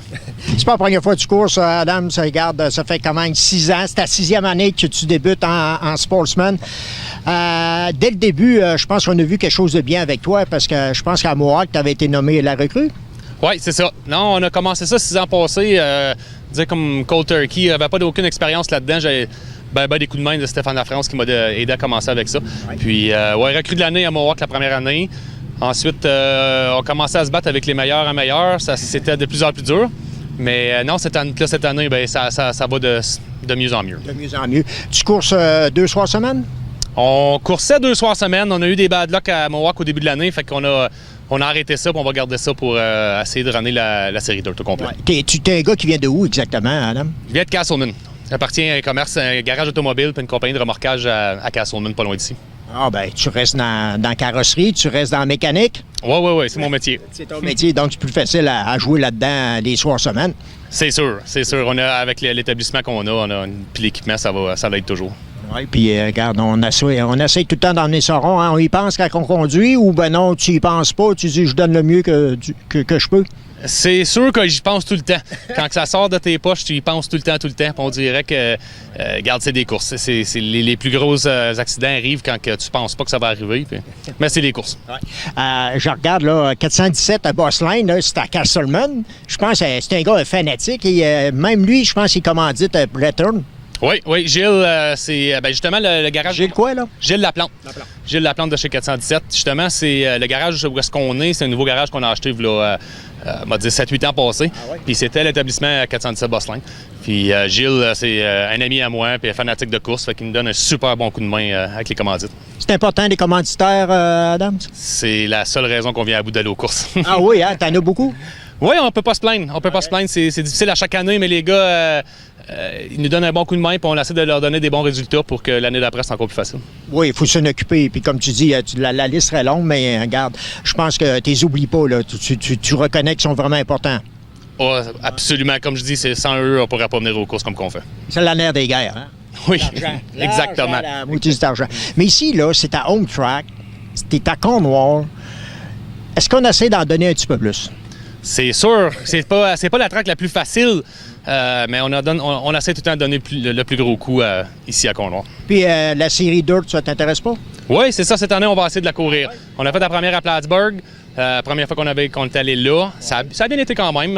On s'est fait pogner d'un accrochage, comme on dirait depuis le début de l'année, qui nous arrive. Ouais. Mais non, super performant, c'est une bad luck de course. Puis on va essayer de faire un petit bout là-dessus. Bien, surtout avec l'expérience que tu as, là, ça serait le temps d'essayer de se mesurer contre les gros de là-bas, là, les Rocky Warner et compagnie, les Rhodes. Puis, exactement. Mais là, avec l'expérience qui s'en vient, puis comme je vous dis, là, on s'en vient de meilleur en meilleur. Fait qu'au moins, là, on est capable de compétitionner un petit peu. Fait qu'on va essayer de leur donner un petit tour. Hey, merci beaucoup pour cette entrevue. Je pense qu'on a plugué tes commanditaires. Je pense qu'il va être bien content. Tu lui diras qu'il regarde cette vidéo-là. Merci beaucoup. Le Grand National Tir de tracteur présente les 30-31 juillet et 1er août le plus gros show jamais vu à Saint-Hyacinthe. 7 classes par soir, incluant les Unlimited Mods, Heavy Super Stock, Mods, 2-Wheel Drive, 4-Wheel Drive, Mini Mods, Pro Super Farm, Semi.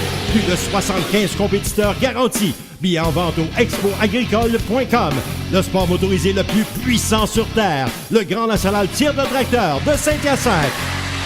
Un rendez-vous à ne pas manquer.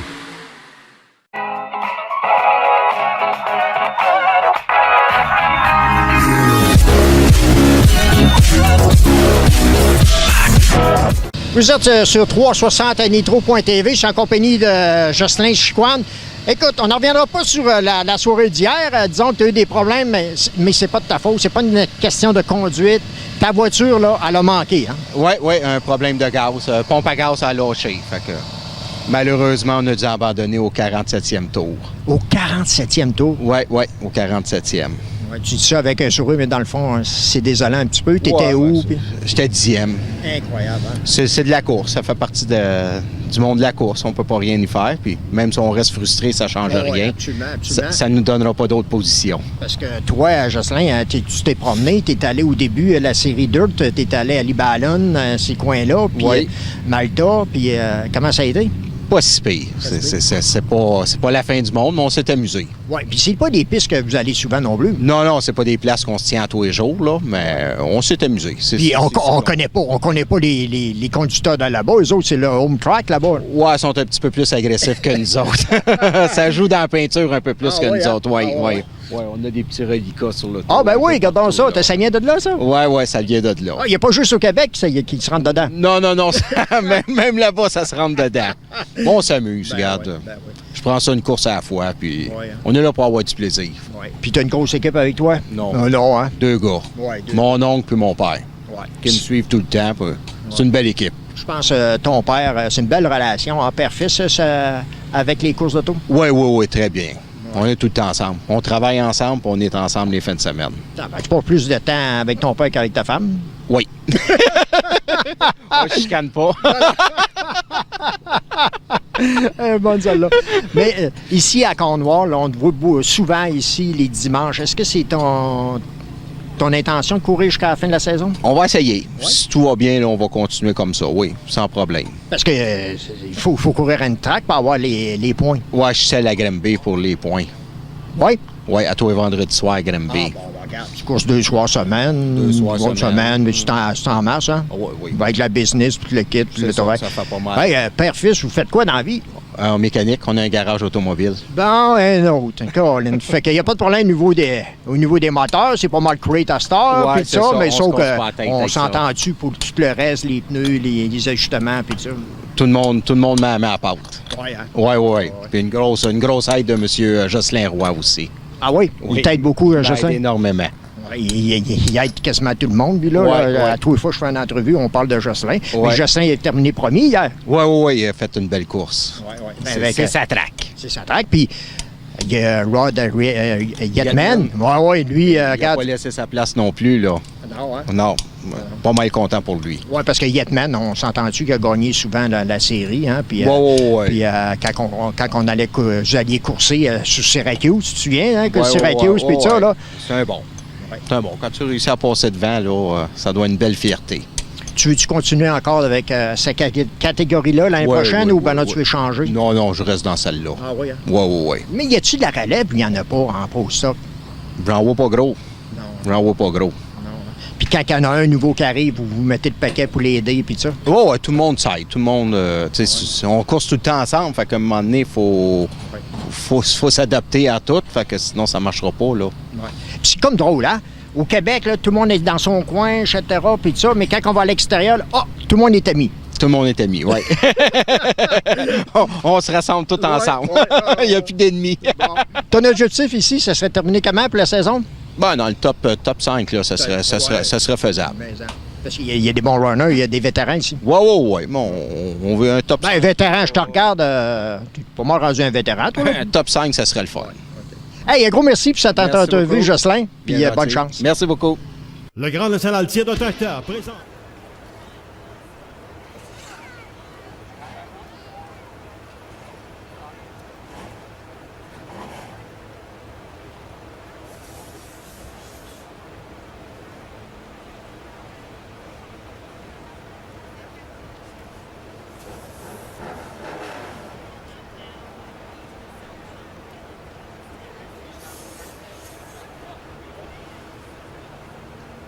Gentlemen, we are set and ready to go. 50 laps, DIRTcar Pro Stock Series, round number 5 in 2018, and we are ready to go racing. We have got 20 of the best Pro Stock drivers in the Northeast ready to put on a show for you here in Cornwall, and ready to go away from the pole in the number 97. It is going to be Dan Older, row number 1. Row outside of row number 1 will be Jocelyn Watt.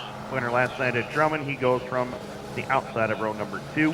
Row number 3 is going to be, spot number 3 is going to be Jocelyn Chiquan, the 17 with the 6 of Stefan Lebrun. Burton Ward starts 5th in the 28 with a 14 of Gilles Godard. 7th place starter, C.D. Beauchamp. Winner here in 2016 alongside of Rob Yetman, the defending race winner in car number 7. Jeffrey LaPalme in the 88 goes from 9th, and the man out of St. Cesar, Quebec, alongside of Rocco Ban in car number 4, starting in position number 10. DVN starts 11th in the 15. The 7-11 of Richie Crane goes from 12th. 13th starter Kevin Federley Jr. on a Messina, and alongside of him in car number 8, it is Mark Lalone. 15th place starter Steve Chaput in car number 38, along with Riley McMonagle in the 2R, going from spot number 16. 17th starter Eric Jean-Louis in the number 9, alongside of him Michelle Blay in car number 41, and completing your field in the 11A is David Sege and the 48P of Pascal Paillet. That is your starting lineup. 20 drivers ready to do battle here for 50 laps. It'll be all green flag laps. There will be no caution laps counted unless it's at the discretion of our race director, Dennis Mulcahy. And there will be the Lucky Dog and Easy Pass available. No Lucky Dog or Easy Passes available in this 50-lap affair. Guys, got a good solid field out there. Some of our own regulars against some of the tour regulars out there. That should be an interesting 50-lap affair. And some of our regular guys already have some tour wins and some big ones over the last couple of years. So, as you mentioned, very good field assembled. And I was looking down the list, and there's about 8 names right off the top you can pick to win this one. Yeah, there's a lot of names, as you were mentioning, in this field. The first that comes out of mind is Jocelyn Roy, your current points leader, not only here, but in the DIRTcar Pro Stock Series. We're getting ready for the 4 wide, guys.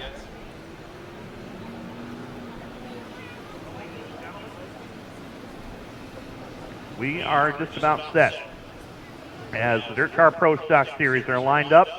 4 wide into turn number 3. Want everybody up into turn number 4, all the way down to turn number 1. Stand up. Send these drivers on their way, ladies and gentlemen. Here they are, the stars of the DIRTcar Pro Stock Series.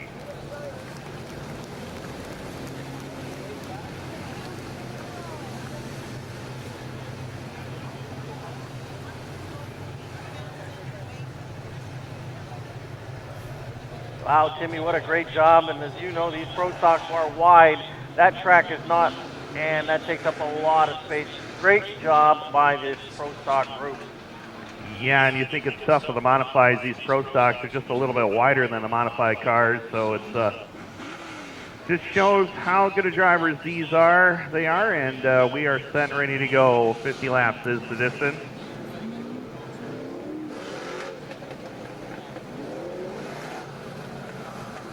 Looking for green. Next time by. Dan Older will lead the way.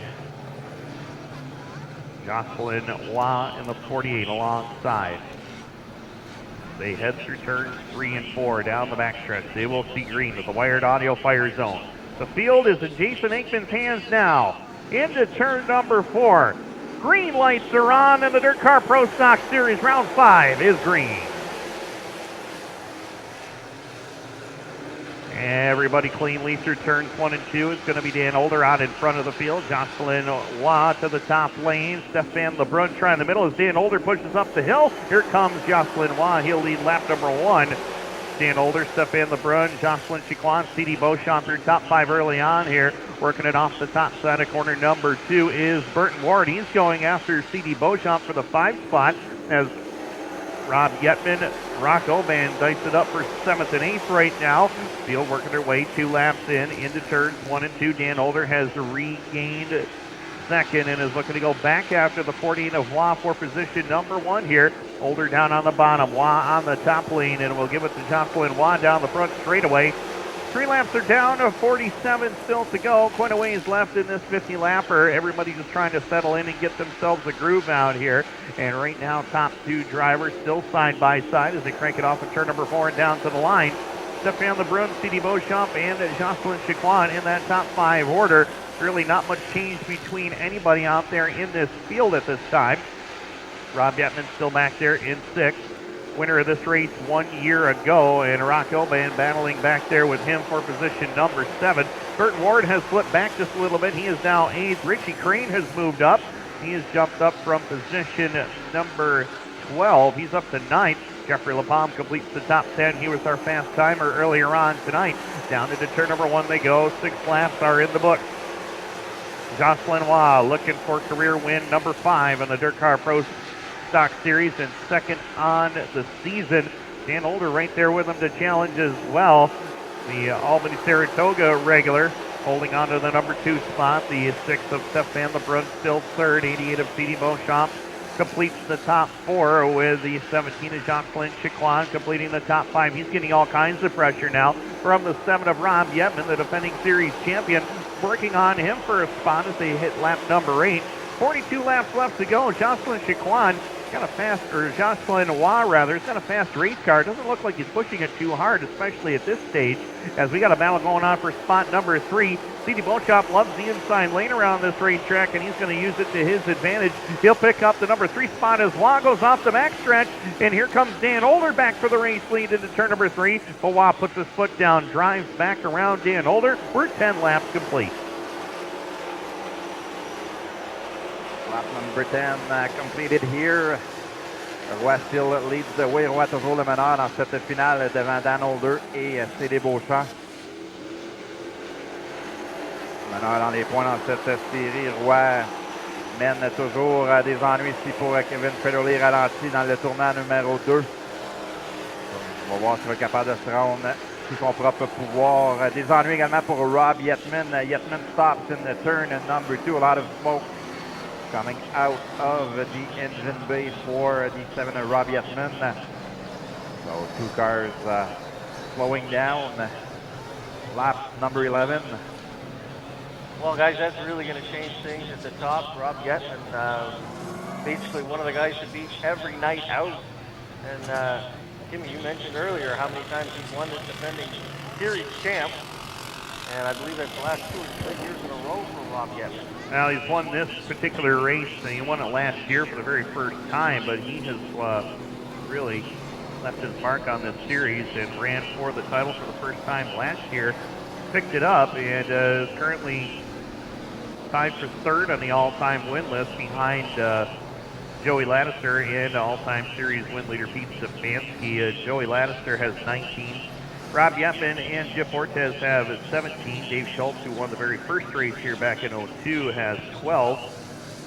Some of our other tour regular, our own locals, Louis Jackson Jr. has 4 series wins. Dave Bissonette and Jocelyn Waugh have 4 as well.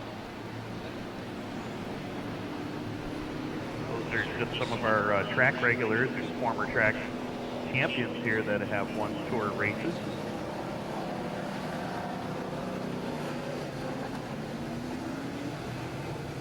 Well, it's a great battle we got going on early between Jocelyn Waugh and Dan Older.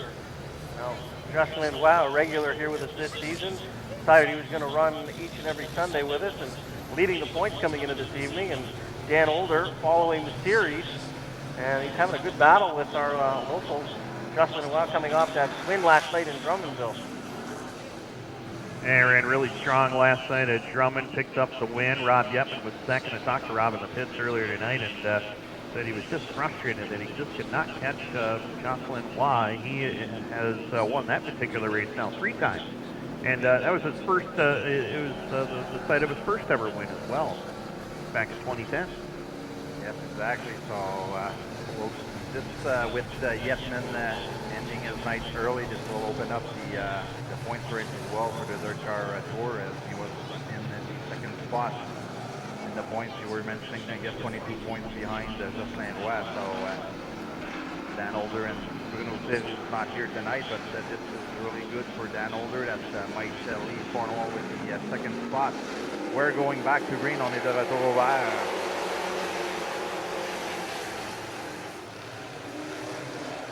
Waugh leads the way in front of Older, C.D. Beauchamp and Stéphane Lebrun. Your top 4. Good battle, 45th position between Rocco Bain and Justin Chiquan. A lot of good contenders in this race as well. Right now the local are running really great, but another guy making his way to the top 5 is the 7-11 of Rich Crane. Had a good run last night at Drummondville. Teddy Beauchamp starting to make his way up to the top two right now. Using the inside lane. We'll try to pass to Dan Older. Lap number 14 in the book. 14 tours de compléter. Jocelyn Roy déjà une bonne avance sur le reste du peloton. Beauchamp, Older, votre top 3. La bataille pour le top 5 se continue aussi entre Stéphane Lebrun, Roch Aubin et Rich Crane, un des pilotes visiteurs ce soir. Lui également de la même région que Dan Older et Robbie Hetman. Beaucoup d'heures de voyagement pour ces pilotes, plus de 6 heures de voyagement pour être ici ce soir. Mais en ce moment, la course, c'est pour Jocelyn Roy qui mène devant Aubin et Dan Older. Roch Aubin toujours quatrième. Stéphane Lebrun complète le top 5. Jocelyn Roy still leads the way, but we'll have to watch the 88 of Teddy Beauchamp. We'll probably gain some ground over the 48 as the laps are going down, but right now we'll need to watch position number 3 between Older and Roch Aubin. Aubin also always a tour follower. 41 heads to the 5th. Rich Crane in the top 5 right now. Another invader here at Cornwall tonight. Lap 19 completed. Jocelyn Roy still leads the way. No changes in the top 5. As Eric Jean-Louis runs back in the field. Lap number 20 completed. Well, Jocelyn Roy continuing to be steady and smooth out there, and that's what you need to win these long races. And Teddy Beauchamp now finds himself up into that great spot as well. Dan Older trying to hold off another local. That's Roch Aubin. And how bad does Rocky want to win this one tonight? The sponsor is the sponsor of the night for Rocky, and of course it'll be a big 50-lap win for him. But it's the Jocelyn Roy show early on. Now Teddy Beauchamp trying to reel him in. Eric Jean-Louis, the 9 came back out late. We'll see if that gets in the way for the 48 of Jocelyn Roy. Jocelyn Roy, smooth and steady, just goes down to the bottom, gets around Eric Jean-Louis. Now Teddy Beauchamp in the 88 on the backstretch. He's going to have to do the same thing. Dan Older slips back a little bit more. Roch Aubin right there in 4th with the 4. Rich Crane in the 7-11 holds down the 5th spot. Yves Yang in the 15 in 6th. And it's Stéphane Lebrun in 7th. As they come to the halfway point. 25 laps in, 25 to go, and it's been Jocelyn Roy stealing the show all the way so far.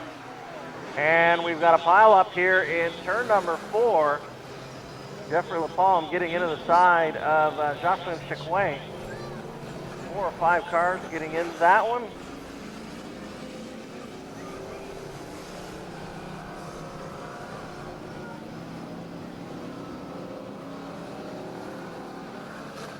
Everyone else seems to be able to pull away. It'll be the 88 LaPalme will have to get a look over, and I think he's pulling away as well. Probably just take a pit side and take a quick look at that machine. That's the beauty of the Pro Stocks, guys. Most of the time the body takes the brunt of it, where in the modified or the Sportsman division are open wheel, and they tend to shear and snap things right off. Yeah, a lot of extra body work on these cars to kind of protect that. And these drivers, that's why you see them run so close together sometimes. So maybe a little bit too close, but Jeffrey LaPalme, who did that fast time, now he is taking that car towards pit road, and may have an issue with the left front there. We'll have to check, him and his crew will check that out. All you have to do is take a quick look at the side of these Pro Stocks as they go by slowly, and you'll see that in this class, rubbing is racing. Literally, is some of these bodies, they start off looking so nice at the start of the year, and then once the weeks go by, they get a little tore up, dinged up a little bit. As Jocelyn Chicoin, he's had his share of war wounds over the summer. Look at the side of Stéphane Lebrun, the 6 car. Smudge marks all down both sides of the car. Yeah, exactly. And sometimes you only have about that width of the car to put it in there, and these cars are all made to run the same, so you got to put those in there when you can. Exactly.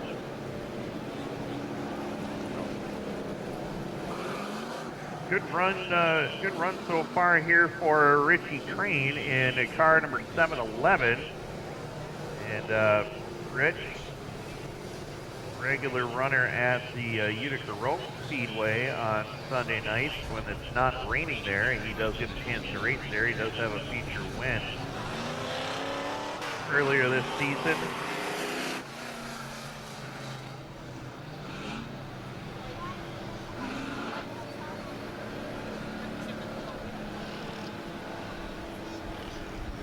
And just working on the lineup now. Again, the beauty of the one-way.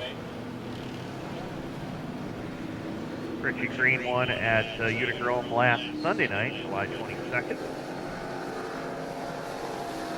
Having a good run here so far. He's up to the 5 spot from 12. That's not too awfully bad. Not bad at all, especially considering he doesn't run here on a regular basis. And we know that this is one of the more challenging tracks. It's quick. Corners come up very fast. It's not very wide. There is 3 lanes on this track. You can run top, middle, bottom, and our regulars know that. It's the guys that are here this evening that don't run on a regular basis. They find it out very, very quickly. And we are back underway. Jacques Lenoir, he was the control car as they came through the wired audio zone in turn number 4, and he puts it right back where he had it in the lead with Stevie Beauchamp. He's got something for him down the backstretch as they come through 3 and 4, and it's Jocelyn Chicoin doing a 180 down the backstretch, slides it into the infield, and that'll bring out the caution again.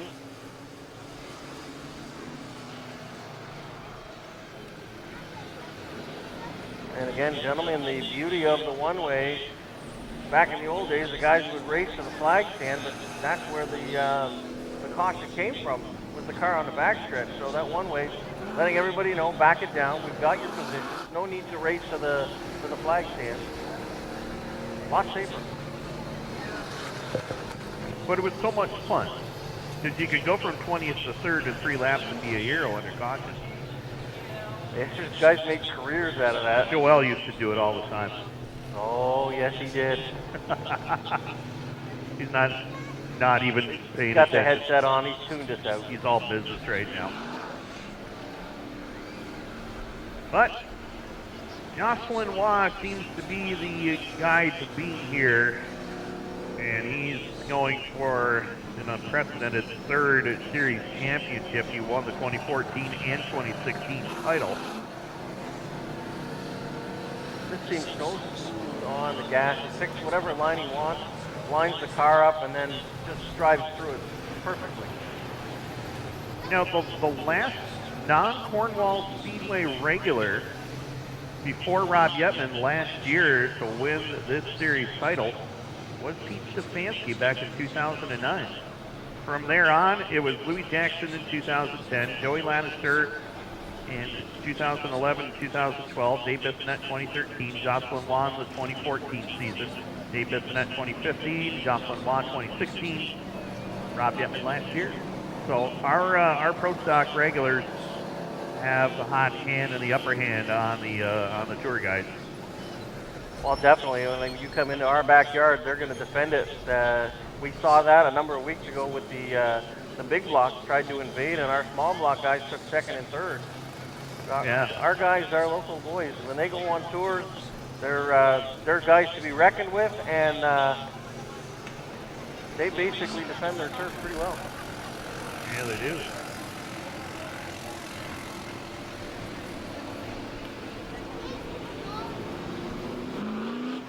Well, we're going to double them up again. Jocelyn Waugh again deciding to go from that top side.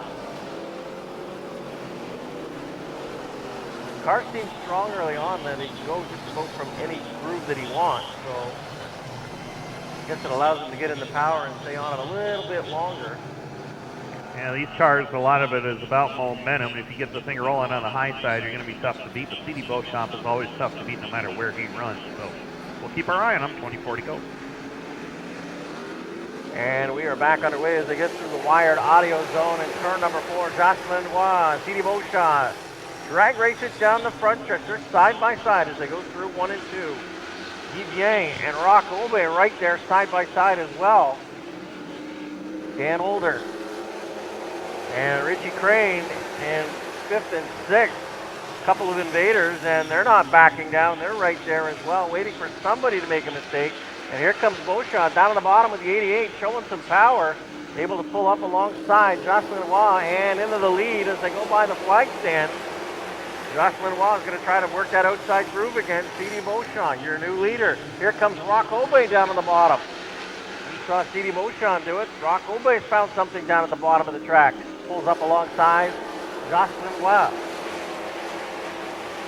29 laps in the book. And they'll be coming around.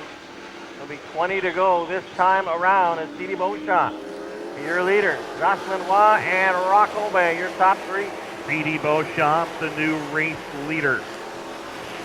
As they headed off of corner number 2, the Indy Beauchamp looking for his second win in this series here at Cornwall in 3 tries. It would be his 3rd overall. But Jocelyn Waugh is not done yet. Neither is Rock Oban as they work it through turns 1 and 2. Now Guy Vienne, who won at Brockville at the end of the season at the Fall Nationals, right there with him to challenge the Granby regular. Going after our Cornwall Speedway regulars here off of turns 3 and 4. Richie Crane holds on to the 5 spot. Dan Holder is 6th. 7th is Mark Lalone. 8th to Stefan LeBrun. Burton Ward having a great run, holding down 9th, and 10th is Jeffrey LaPalme in the number 88, but Steve Chaput going after him for a top 10 spot. It will clear him coming down the back straightaway into turn number 3. Meanwhile, C.D. Beauchamp is under attack here as he has got Oban and he has got Jocelyn Waugh. Don't look too farther behind. They got Guy Vienne right there with him to challenge. The top 4 all nose to tail, side by side, coming down to the line. Here comes Oban for the lead. Off into turns 1 and 2. Oban down around the bottom. Beauchamp on the outside lane. And they're still wheel-to-wheel down the back straightaway. Good battle going on for the top spot as the 48 of Jocelyn Waugh. He's trying to find a way around these 2 drivers. Guy Vienne just launched it from 4th, trying to figure out which lane the other drivers are going to pick. 35 are down. 15 to go. Rock Oban will clear C.D. Beauchamp into turn number 3. Rock Oban becomes the 3rd different race leader as we bring it down off of turn number 4. Oban to the lead at lap 36. C.D. Beauchamp, Jocelyn Waugh, and Guy Vienne. That's your top 4. Richie Crane from 12th all the way to the 5 spot tonight. What a great run he is having. Dan Older has slipped back a bit. He started on the pole. Now he finds himself in the number 6 position. 37 are down, 13 to go, and Rock Oban won this race back in 2013. Would love to get another tour win if he possibly could as they work it through turns 3 and 4 and down to the line this time by Rock Oban in control of the lead, but for how much longer? Because C.D. Beauchamp is not going to go away too quickly. Rock won at the RPM Speedway last September for his 2nd tour win. Looking for tour win number 3 in his career with 11 laps left to go. C.D. Beauchamp, Jocelyn Waugh, that's your top 3. Guy Vienne and Richie Crane, your top 5. Dan Older now under attack from the 6th of Stefan LeBrun. Business is picking up here with 10 laps to go. C.D. Beauchamp is all over the Alexandria Home Hardware 4 of Rock Oban. Well, Rock Oban did a beautiful job to get into the lead, but C.D. Beauchamp right there on that back bumper trying to find a way around. And Jocelyn Waugh just sitting back, letting the other 2 battle at it. He's staying in his groove. He's not coming off that top side. He's waiting for some kind of opening, and we've seen this before. And here comes Jocelyn Waugh now, closing it a little bit on C.D. Beauchamp on that outside groove. Rock Oban in the Alexandria Home Hardware Pro Stock number 4. He's going to hang on to that bottom groove now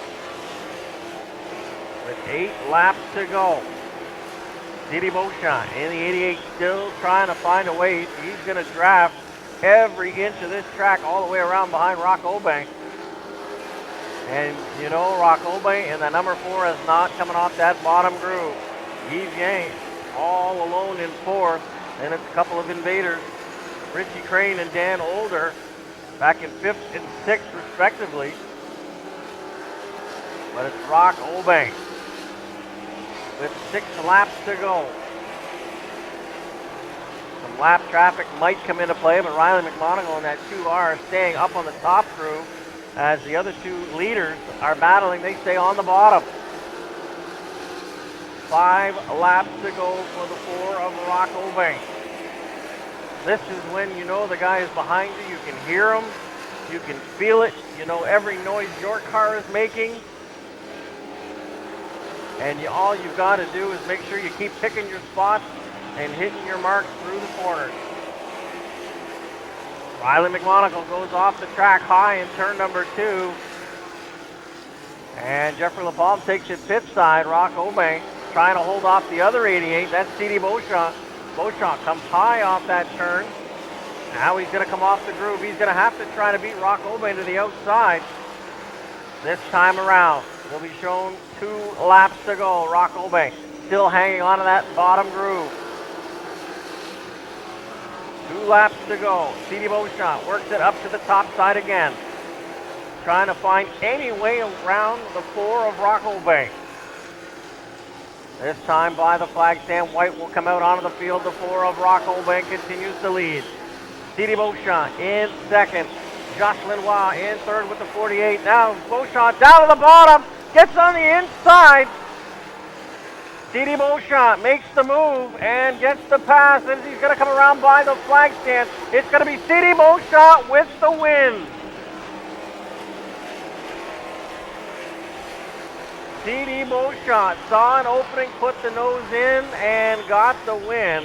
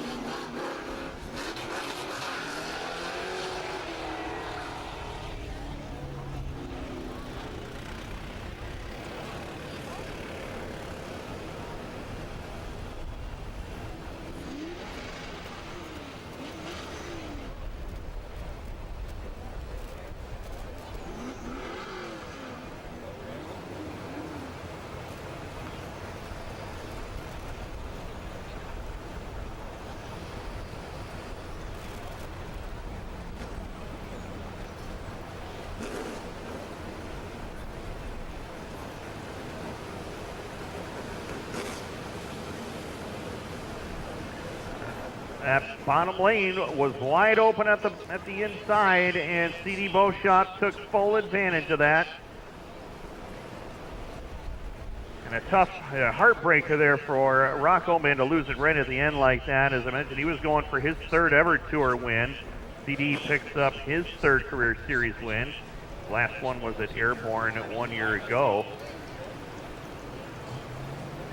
Well, we mentioned how tough it is to win in this series and on a regular basis here with the Pro Stock.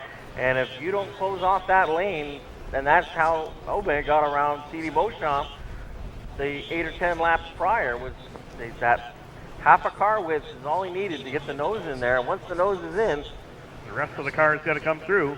Yep. And there was, like I said, it was just a minor slip in turn number 2, and that's all that CD needed. Didn't need to run in there and bulldog his way out of those, or run in there and knock anybody out of the way. He got by him cleanly, got alongside of him, and that was the end result right there. 50-50 will be drawn after this one.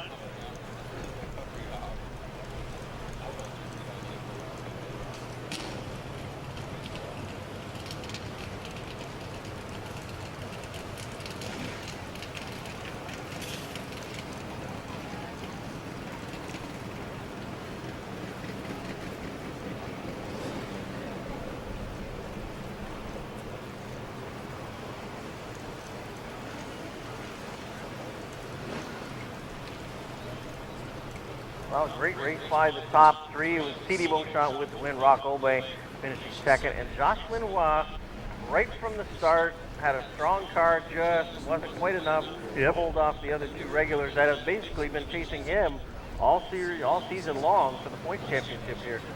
Yeah, good point day for the 48 of Jocelyn Waugh coming home into 3rd. And with Rob Yetman's struggles,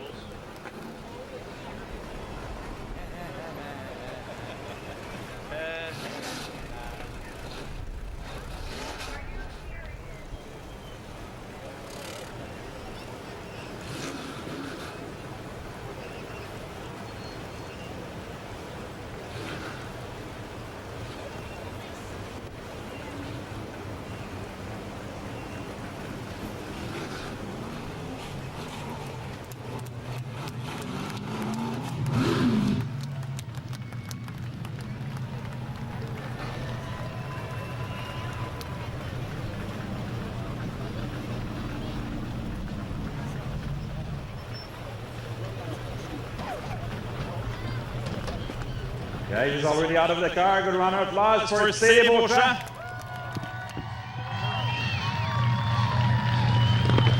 Quite a run. Un beau petit chèque pour ton garage en plus. Cédé, félicitations. Belle manœuvre à la fin. On a vu Rock, évidemment, lui qui souhaitait la victoire également aussi. Qu'est-ce que vous êtes échangé en sortant de la tournée numéro 4? Ah, écoute, Rock, c'est sûr qu'il n'est pas content de la tournée des choses. Il a ouvert la porte un petit peu en sortant de la 2. Oui, ça a frotté un petit peu, mais je pense que c'était quand même une course clean. Écoute, on part avec la victoire. Après les 3 dernières courses qu'on a eues dans la série Dirt, 3 DNF, écoute, la victoire à soir, on ne peut pas demander mieux. On voyait les trois pilotes, là, ça a été à la fin vraiment quand même une bonne bataille. Jocelyn Roy également, puis les Américains aussi. Là, ça a été une belle course au complet. Oui, écoute, Jocelyn, justement, qui est à côté, on a fait du side-by-side, une quinzaine de tours, je pense, puis c'était bien le fun. Quand Rock m'a dépassé, il m'a surpris un petit peu. Je ne m'attendais pas à me faire dépasser par l'intérieur. Écoute, on était patients, puis on est revenu dans le dernier tour. Félicitations pour ta victoire. Là, on est un petit peu pressé par le temps ce soir, là, mais toute une victoire pour toi. Cédé Beauchamp, third win of the season. I'll let him draw the 50-50, and I'll translate after. I'll go see Jocelyn Roy quickly for just one question. All right, pink ticket, 21-887. Un billet rose, 21-887.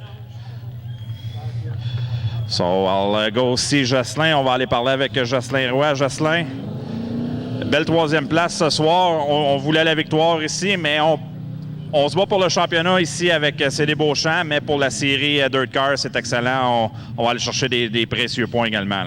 Oui, moi et Mario, on a regardé bien gros à track, puis après les 4 cylindres, c'est revenu collant. On s'est ajusté sur le collant. On n'aurait pas pensé que ça vienne aussi glissant que ça. On aurait dû faire d'autres choix. Le top était bon pour 30 tours pour moi. Rock, puis lui, était meilleur que moi en dedans, mais une victoire hier puis un top 3 aujourd'hui, je pense que c'est bon. Félicitations pour ta 3e ce soir, Jocelyn. On se reparle cette saison ici du côté de Cornwall.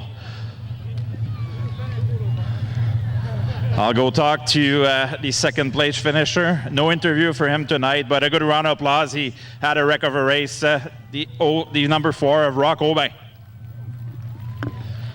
So just to translate a little bit, your feature winner tonight, third win this season. He was pretty happy to get this feature win here at Cornwall. It's been a bunch of DNFs at the Speedway this series, so he's pretty happy to get the win. So, and Jocelyn Roy also, it's been a great weekend for him. Won last night at Drummondville in the top 3 here tonight in Cornwall. So good to see these 3 drivers in the top 3 local drivers. So again, a good round of applause for Cédé Beauchamp, Rock Aubin, and Jocelyn Roy getting the top 3 tonight here in the DIRTcar Pro Stock Series. Guys, we're getting ready for the modified feature race, so I'll be sending up to you guys.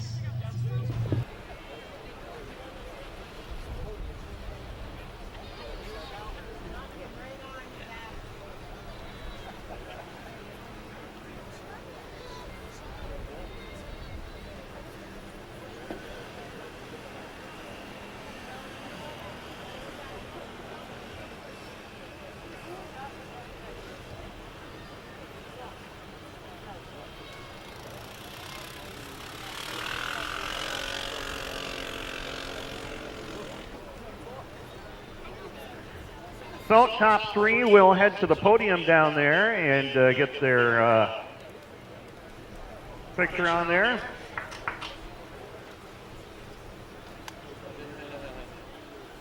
They'll get some s'mores and they'll sing Kumbaya together.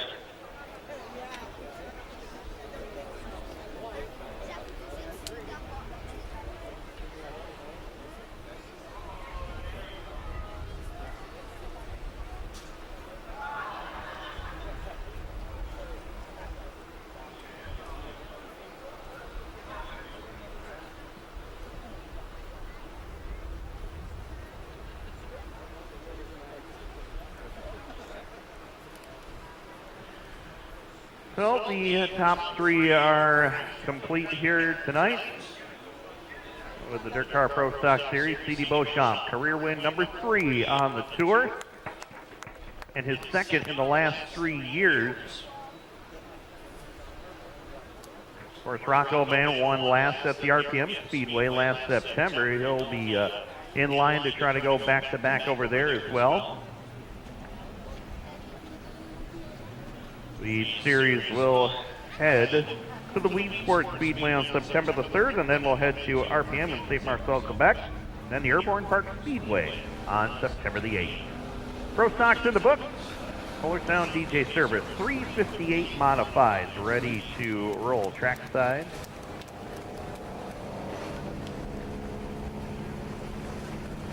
$16 cars ready to do battle for points towards the end of the season championship.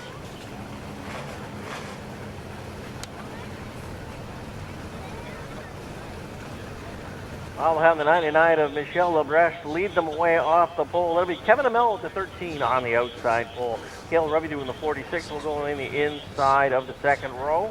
On the outside will be the 88L of the General Lee Ladisser. That'll be Kerry Terrence inside of row 3 with the 66X. The 85 of Tyler Javug will go in the outside of row number 3. Inside the fourth row, the 66 of Kyle Dingwall. Outside that fourth row will be the 151 KB, the West Front Construction, Brian Slim McDonald. The 90 of Danny Gagne goes away on the inside of row number 5. Outside of him, the Fat Les Chip Stands 47S of Corey Wheeler. Then it'll be Steve Morris in the 150 on the outside of in the inside of row number 6 rather. Then it's Joey Ladisser in the 23 on the outside of that 6th row. Louis Jackson Jr. goes away on the inside of row number 7. Outside of him, the 22C of Super Mario Claire. And rounding out the back row, 01 of Chris Raby, defending track champion here, Cornwall Motor Speedway, and the 17 of Max Tedier. 30 laps will be the distance here in the Polar Sound DJ Service 358 modified feature.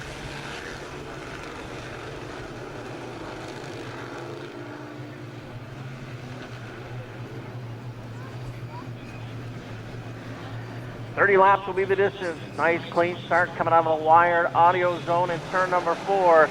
Lebrecht and Amell bring him around. We get on the loud pedal and we are off. Lebrecht leads him through 1 and 2. Kevin Amell right there, and here comes Cale Rubidoux down on the bottom. Rubidoux had a great week a couple of weeks ago, but mechanical problems got in the way of that, but he's got it figured out again here this evening. Right into the lead early on with the 46 Burt transmission ride. Michel Lebrecht flies it up high. Kevin Amell right there as well with the 13. Here comes Kerry Terrence with that 66X. He's going to run it around the outside. He's up to 4th. He's got Lee Ladisser right there with him in the 88L. Then it's Kyle Dingwall in the 66. Kyle Dingwall having a great couple of weeks here at the Cornwall Motor Speedway. Finished 3rd in the Big Block show a couple of weeks ago. Actually, 3 weeks ago now. Wow. Time flies. Cale Rubidoux in the 46, starting to pull away from the rest of the field. Kerry Terrence gets out of the traffic, and he gets on the backstretch. Michel Lebrecht gets into the side of Kerry Terrence, hard on the brakes, and loops it high in turn number 3. And we've got another car looped it around as well, trying to avoid Lebrecht up high. That was Steve Morris. He came into the inside of turn number 3 and thought he was going to hit the 99, so he turned it around quickly to spin it out. So, well, that's what happened with Lebrecht. He got into the back of Kerry Terrence. Kerry, we know how he likes to run that outside groove very aggressively, put the car up there sideways, and Michel Lebrecht backed it off, or he could have spun out Kerry. So, unfortunately for Lebrecht, the sportsmanship way put him around. But saved his car and Kerry Terrence's car. So he will head to the back of the field on the next restart.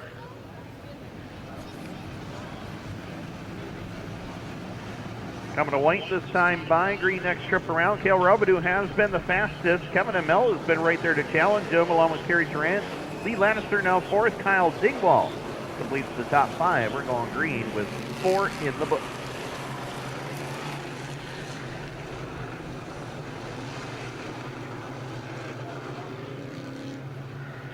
So Cale Rubidoux, the leader, decided to go from the inside crew. We saw Gus Lenoir in the Pro Stocks go from the outside a couple of times. Worked for him.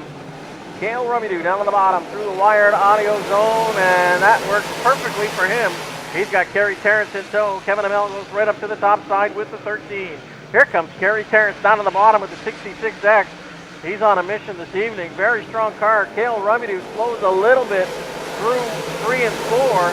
And everybody backs it up behind him. Here comes Kerry Terrence down on the bottom. Not going to be enough that time as Cale Rubidoux flipped it up the track just a little bit. Kerry Terrence around the outside this time. Cale Rubidoux slides it up just a little bit. It's not going to be enough as Kerry Terrence takes over the lead on lap number 6. Great job of driving. And here comes the other 66 down on the inside. That's Kyle Dingwall. We mentioned a couple of weeks he's had here at the Cornwall Motor Speedway. He's been running well in Brockville as well. Pair of 66s and Rubidoux. He's got one in front and one behind. Kyle Dingwall is going to run the inside. Rubidoux looks like he's losing the handling on the car as it's driving really hard into the corners but sliding up high. It loses a lot of space and momentum on that, but Kerry Terrence, nice and smooth, high up on the top side of the track with the 66X. Kevin Amell hanging on the fourth right now, and here comes Louis Jackson Jr. Jackson Jr. started 13th. Now he finds himself battling for 5th with Lee Ladisser. He's going to clear Lee Ladisser on the top side as he's got his teammate out in the lead, the twin leaf ride with the 66X of Kerry Terrence. Twin leaf traditional lacrosse ride out in front. Kyle Dingwall clears Rubidoux. Now he's in a second spot. Pair of 66s lead the way. Now Cale Rubidoux hanging on to third. Kevin Amell in fourth. Lee Ladisser fifth. Louis Jackson Jr. slips back one spot to sixth. And he's going to pick up that battle again with Lee Ladisser for fifth. Louis Jackson Jr. comes down a car length off the top, right to the middle of the track. Kerry Terrence pulling away, and he's got Kyle Dingwall with him. Pair of 66s pulling away from the rest of the field as we're closing in on the halfway point. Cale Rubidoux hanging on to third all by himself. Kevin Amell has his hands full. He's got a couple of cars knocking on his back door, and one of them is Lee Ladisser in the 88. That's the battle for fourth. Louis Jackson Jr. again goes to that outside groove. He's going to try to take Lee Ladisser and Kevin Amell. He takes Lee Ladisser in the one corner. Now he's got his sights set on Kevin Amell. Louis Jackson Jr. battling for fourth. Kerry Terrence in the lead. Kyle Dingwall. Cale Rubidoux 1, 2, 3 at the halfway. 15 down, 15 to go. Kerry Terrence looking to get back to victory lane. It's been a little while since he has won a feature with us here in 2018 as he works it off of corner number 4 and down to the line. Straightaway advantage for the man out of Hogansburg, New York. 66 to Kyle Dingwall, still holding the 2 spot. Battle is on now for fourth as they work it off of corner number 2 and down the backstretch. Jackson takes it away from Kevin Amell down the backstretch. Off of turn number 4, Kerry Terrence well in control this time by. Kerry last won with us all the way back on June the 10th of this year, so it has been a while since he has been to victory lane as they work their way up off the corner. 18 laps are complete when we come down to the stripe. Dingwall still sets back there second. Everybody running right around the bottom of the racetrack here in turns 1 and 2. Louis Jackson Jr. is about a groove and a half up from that on the bottom as he holds down fourth. Kevin Amell completes your top 5. Lee Ladisser is sixth, followed by the 47 of Maury Wheeler. As they work their way through turns 3 and 4, down to the stripe this time by Kerry Terrence. Setting a torrid pace here in the late stages, 10 to go. Terrence, Dingwall, Rubidoux, Jackson, and Kevin Amell. Lee Ladisser is 6th. Corey Wheeler, Brian McDonald, Danny Gagne is 9th. Joey Ladisser the top 10. Tyler Chabot, Chris Raby, Mario Claire, Mark Cherry, and Steve Morris, and Mikel Lebrecht has retired to the pits for the night. And 21 laps are in the book. They'll be closing in on Steve Morris. They're trying to put him a lap down. Kyle Dingwall, this could be the opportunity that he was looking for as Terrence working in lap traffic right now as they headed up into turns 1 and 2. Dingwall about 5 car lengths back there in second. Cale Rubidoux is straight away behind them in the third. Meanwhile, working his way up off the corner, Steve Morris gives way down around the bottom. And Morris will keep that car wound up on the outside lane, and Terrence will clear him coming off the turn. Kyle Dingwall did close back in on him, though, as they head through turns 3 and 4. Down to the stripe, 6 to go for Kerry Terrence.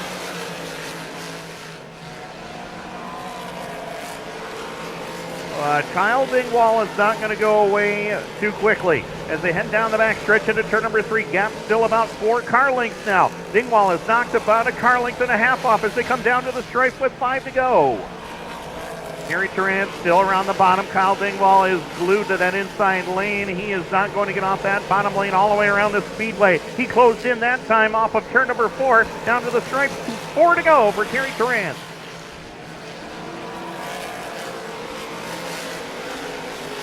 Down the back chute they go. Mark Cherian goes off the racetrack on the back straightaway, and he will take it to pit road. Meanwhile, down off the turn, Gary Tarrant's in control. 3 to go this time by Kel Robidoux.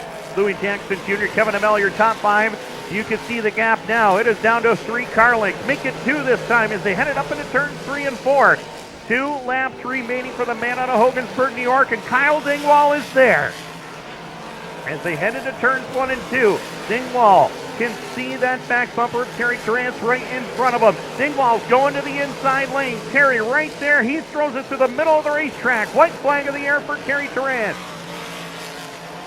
Terry drops it to the bottom. Dingwall right there with him in second. Down the back straightaway. Checkered flag in the air. Here comes Dingwall. 1 bid for the lead in turn number 4. Won't pay off. Terry Tarrant gets win number 2 of the year. Kyle Dingwall comes home second. Cale Robidoux to third, Louis Jackson Jr. and Kevin Amell, your top 5 here tonight.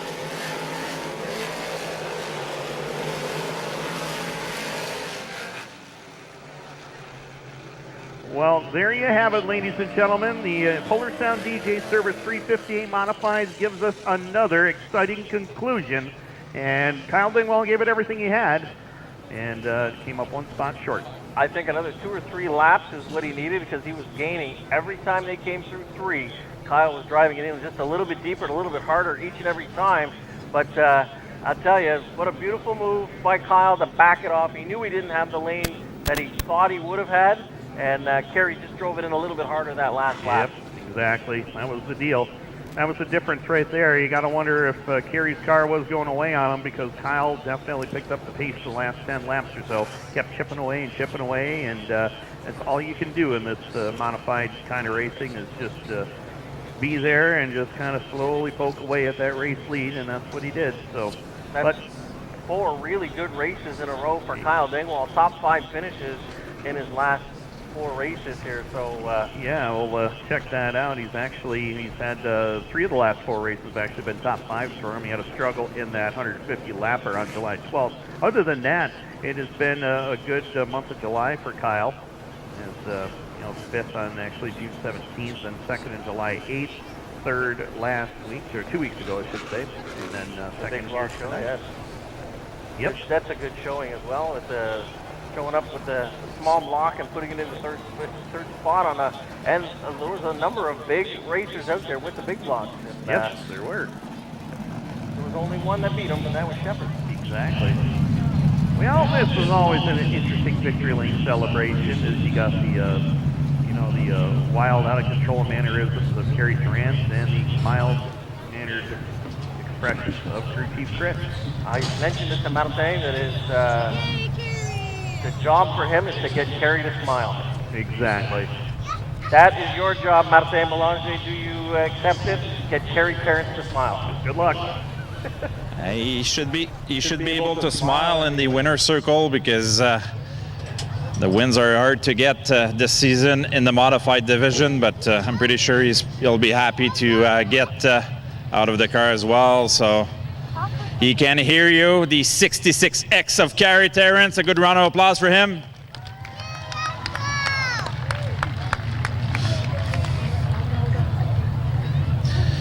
Kerry, congratulations. Quite a run tonight. The car seemed dialed in also in the 8th race. You had the Dingwall coming on strong as well. The lap car played a factor in the last few laps as well. Yeah, for sure. I mean, the track was good tonight. Smooth, had some bite in it. It was car was really good. I see Dingwall and coming up at the back there, and just try to keep it out, wave on the bottom from him. You lead the points here in the championship. I know there's a long way to go as well with August, but coming here tonight with over 50 points, winning tonight, that will be coming in with the Canadian National next week. I'm pretty sure you'll be full of confidence coming for the 100 lap next week. Yeah, for sure. The car's been good every year. We're just going to take it one race at a time and see what happens. So congratulations on your win, and hopefully we'll see you again in the winner's circle. Thank you. Your modified winner here tonight is 66X of Kerry Tarrant.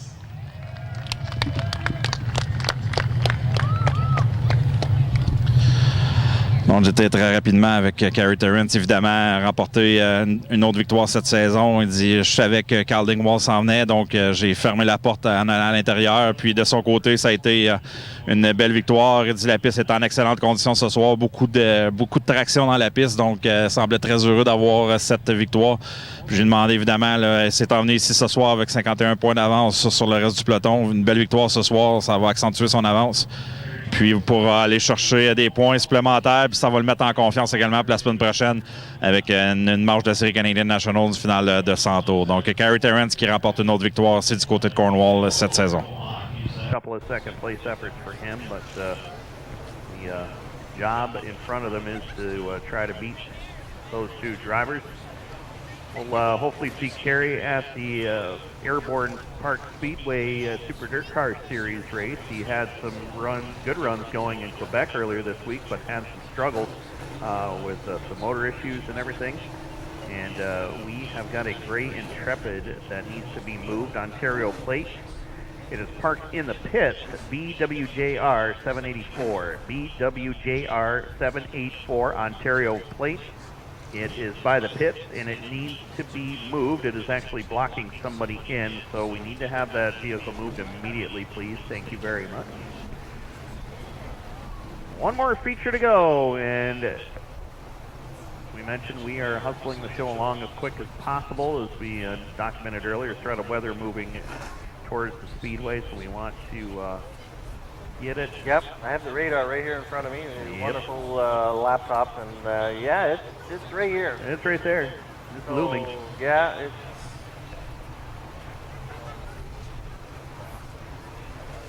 not bad considering there wasn't supposed to be anything in the forecast this evening. That's exactly it. Gotta admit, though, we've had some really, really good weather this year as far as the we got a race knock on days the are wood. concerned. And of course, next week across the regular action of racetracks here, full program next week right here at Cornwall. As it's a big one, round 3 of the Draper Doors Canadian National Series, 100 laps for them. Second leg of the race for the Gear Sportsman Series as well. And the Sportsman cars will be without the roof next week. So that is going to be the deal for them. Topless night. It is, for the Sportsman cars.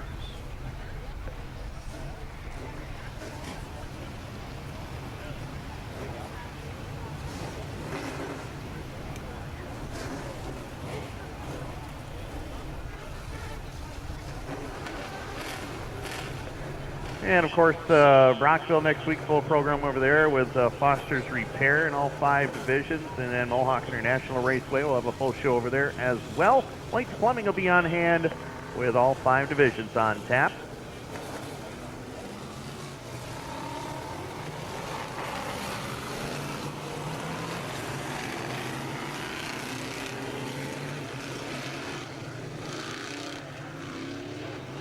Yep, Jason Rose looks to go from the pole in the number 18 JR, 87 Delbert LeGros Jr. Row 2 is Billy Cook in the M70 with the 18 of Bob Ray. Junior Delorme 45D along with the 28 of Kurt Kaye.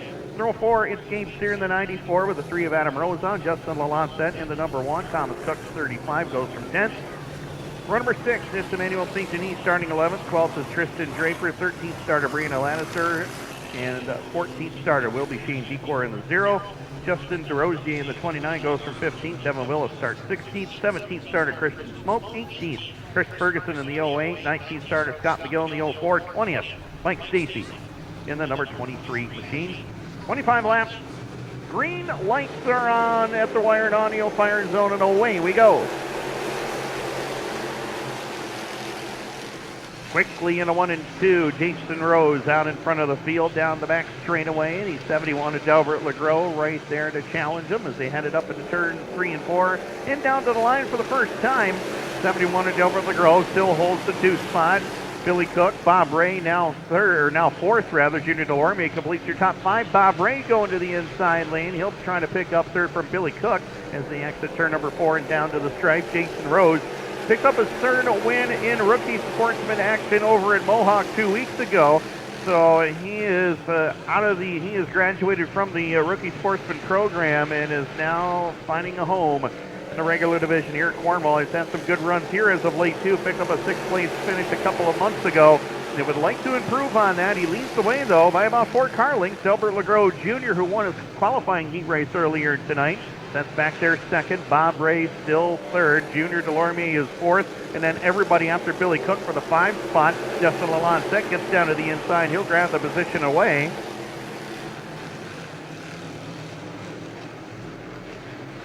And right now, Delbert LeGros in a battle for position number 2. As they head down to the line, Bob Ray looking to go to the inside. And Bob Ray now picks up second. So Bob Ray looks to go after Jason Rose. This is kind of what happened earlier in their heat race together, except the roles were reversed. Bob Ray was leading and Jay Rose was second. And right now, Jason Rose out to a straightaway advantage. 6 laps are down. As they head down into turn number 3. The magic number to get to is lap 13. It would be an official race should something happen as far as weather is concerned. Right now we're 3 wide down the front stretch. Nearly is Curtis Kaye going after the 70 of Billy Cook and the 35 of Thomas Cook. Gets by both of them and he is on the move towards the front. Meanwhile, our point leader Shane Pecor, he is mired in traffic out there right now. Pecor towards the back portion of the top 10 as he rides in position number 13 at this time, looking to find his way forward, as is Brianna Lannister. But Jason Rose looking really impressive here in the opening 9 laps. Leads the way up into turns 1 and 2. The 18 of Bob Ray doing all he can to hold off our defending track champion, Justin Lalonde.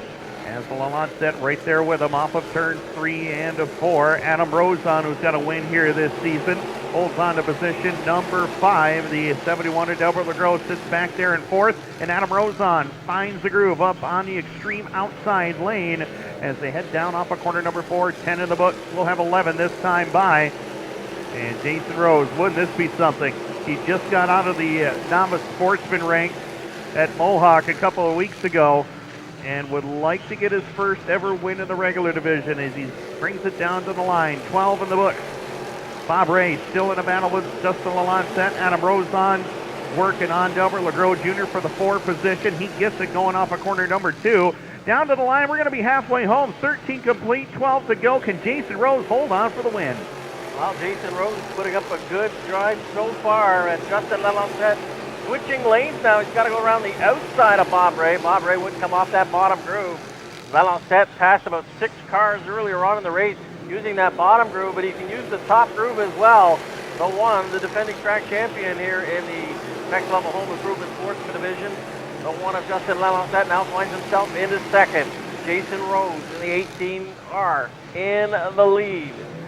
Justin Lalonde now working around the outside. He's going to close right up onto the back bumper.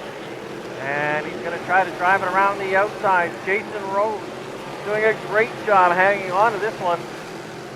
Started on the pole and has not looked back since, but Justin Lalonde driving a great race around the outside as well. Bob Ray hanging on to 3rd right now. Points leader Shane Pecor a little bit further on back in the pack has just got himself right on the cusp of the top 10, but can't get around Brianna Lannister. Jason Rose doing a great job hanging on to this one. 8 laps to go.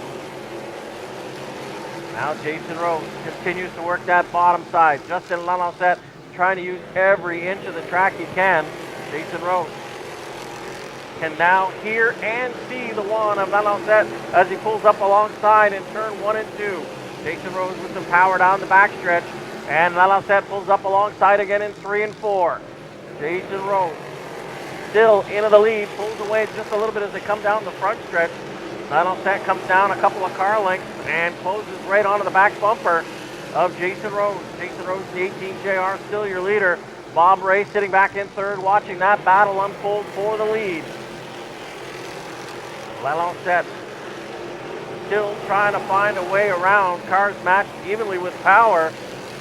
As Jason Rose hanging on to it. Lalonde using the top side, trying to find any way around, and it's going to be Lalonde by about a half a car length at the flag stand. He's able to pull in front as they bring it through 1 and 2. Jason Rose not going anywhere, gets the power down again, down the backstretch, closes right on. They're going to run side by side again through 3 and 4. It's going to be Lalancette by about a half a car length at the flag stand. And we'll see if Rose can bring it back down on the inside. Lalancette now closes off that bottom groove. Justin Lalancette, your new leader, with just 2 laps to go as they go by the flag stand this time. Jason Rose hanging on to second, just ahead of Bob Ray in the 18, right behind him. Justin Lalancette, as they come through 3 and 4, he'll bring it past the flag stand. White flag will come out this time. 1 lap to go for Justin Lalancette. Jason Rose hanging on to second right now with the 18 Jaron. There's Bob Ray in third with the 18. And it's going to be Lalancette as he brings it through 3 and 4. Past the flag stand, he'll take the checkered flag. Jason Rose started on the pole with a strong finish, finishing in the number 2 position. And it'll be Bob Ray rounding out the top 3. And Tim, you mentioned he just got out of the rookie division at Mohawk. And he finds himself in second here at the Cornwall Motor Speedway. A tougher track to race on and to win on. Yeah, it really is. And Jason Rose did all he could do. He just got off the bottom there in turns 3 and 4, and that allowed Justin Lalancette to sneak by. And then Justin, with all that experience, was able to take his line away and clear him down into turn number 1 and cruise to victory, win number 2 of the season. Justin Lalancette taking the win. Jason Rose second. Bob Ray third. Adam Rosell fourth. Junior Delormier fifth. Thomas Cook sixth. Brianna Lattiser seventh. Shane Pecor up into the top 10 into 8th. Devin Willis into 9th. And Justin DeRosier picks up a top 10 finish. So the Sportsman rookie, Justin DeRosier, in the 29A, picks up another top 10.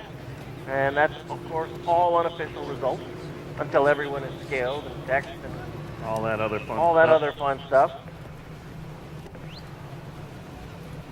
Well, those of you heading out of the Speedway, we wish you a safe ride home. Those of you sticking around to see the Victory Lane celebration for Justin Lalancette, that'll be taking place very shortly as he's making his way off of turn number 4 at this time.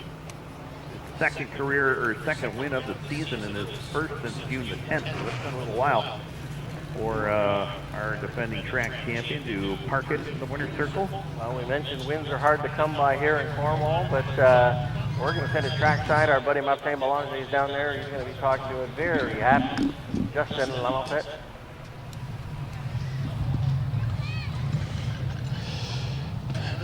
Win number 2 of this season. He was strong all night long, winning his heat race as well. Il avait gagné sa qualification également. Une belle performance pour Justin Lalancette. Deuxième victoire cette saison. Une de plus que l'an dernier. One more than last year. And he's getting out of the car. He can hear you. The one of Justin Lalancette.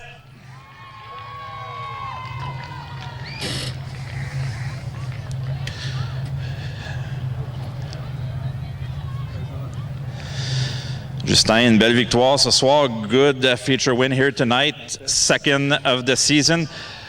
You had to battle hard with a rookie, Jason Rose. He kept his line. Usually you run more to bottom, but tonight he had to go on the top side to get this second win. The track was awesome tonight. There's definitely 2 lanes, and that middle was a little bit slick. So Jason's actually one of my really good friends, so I didn't want to rough him up, nothing like that too. So I had a really good time racing against him, and it's really fun to see like a rookie like that. He's doing really well for himself also. So the track was awesome. The car was all night long really good.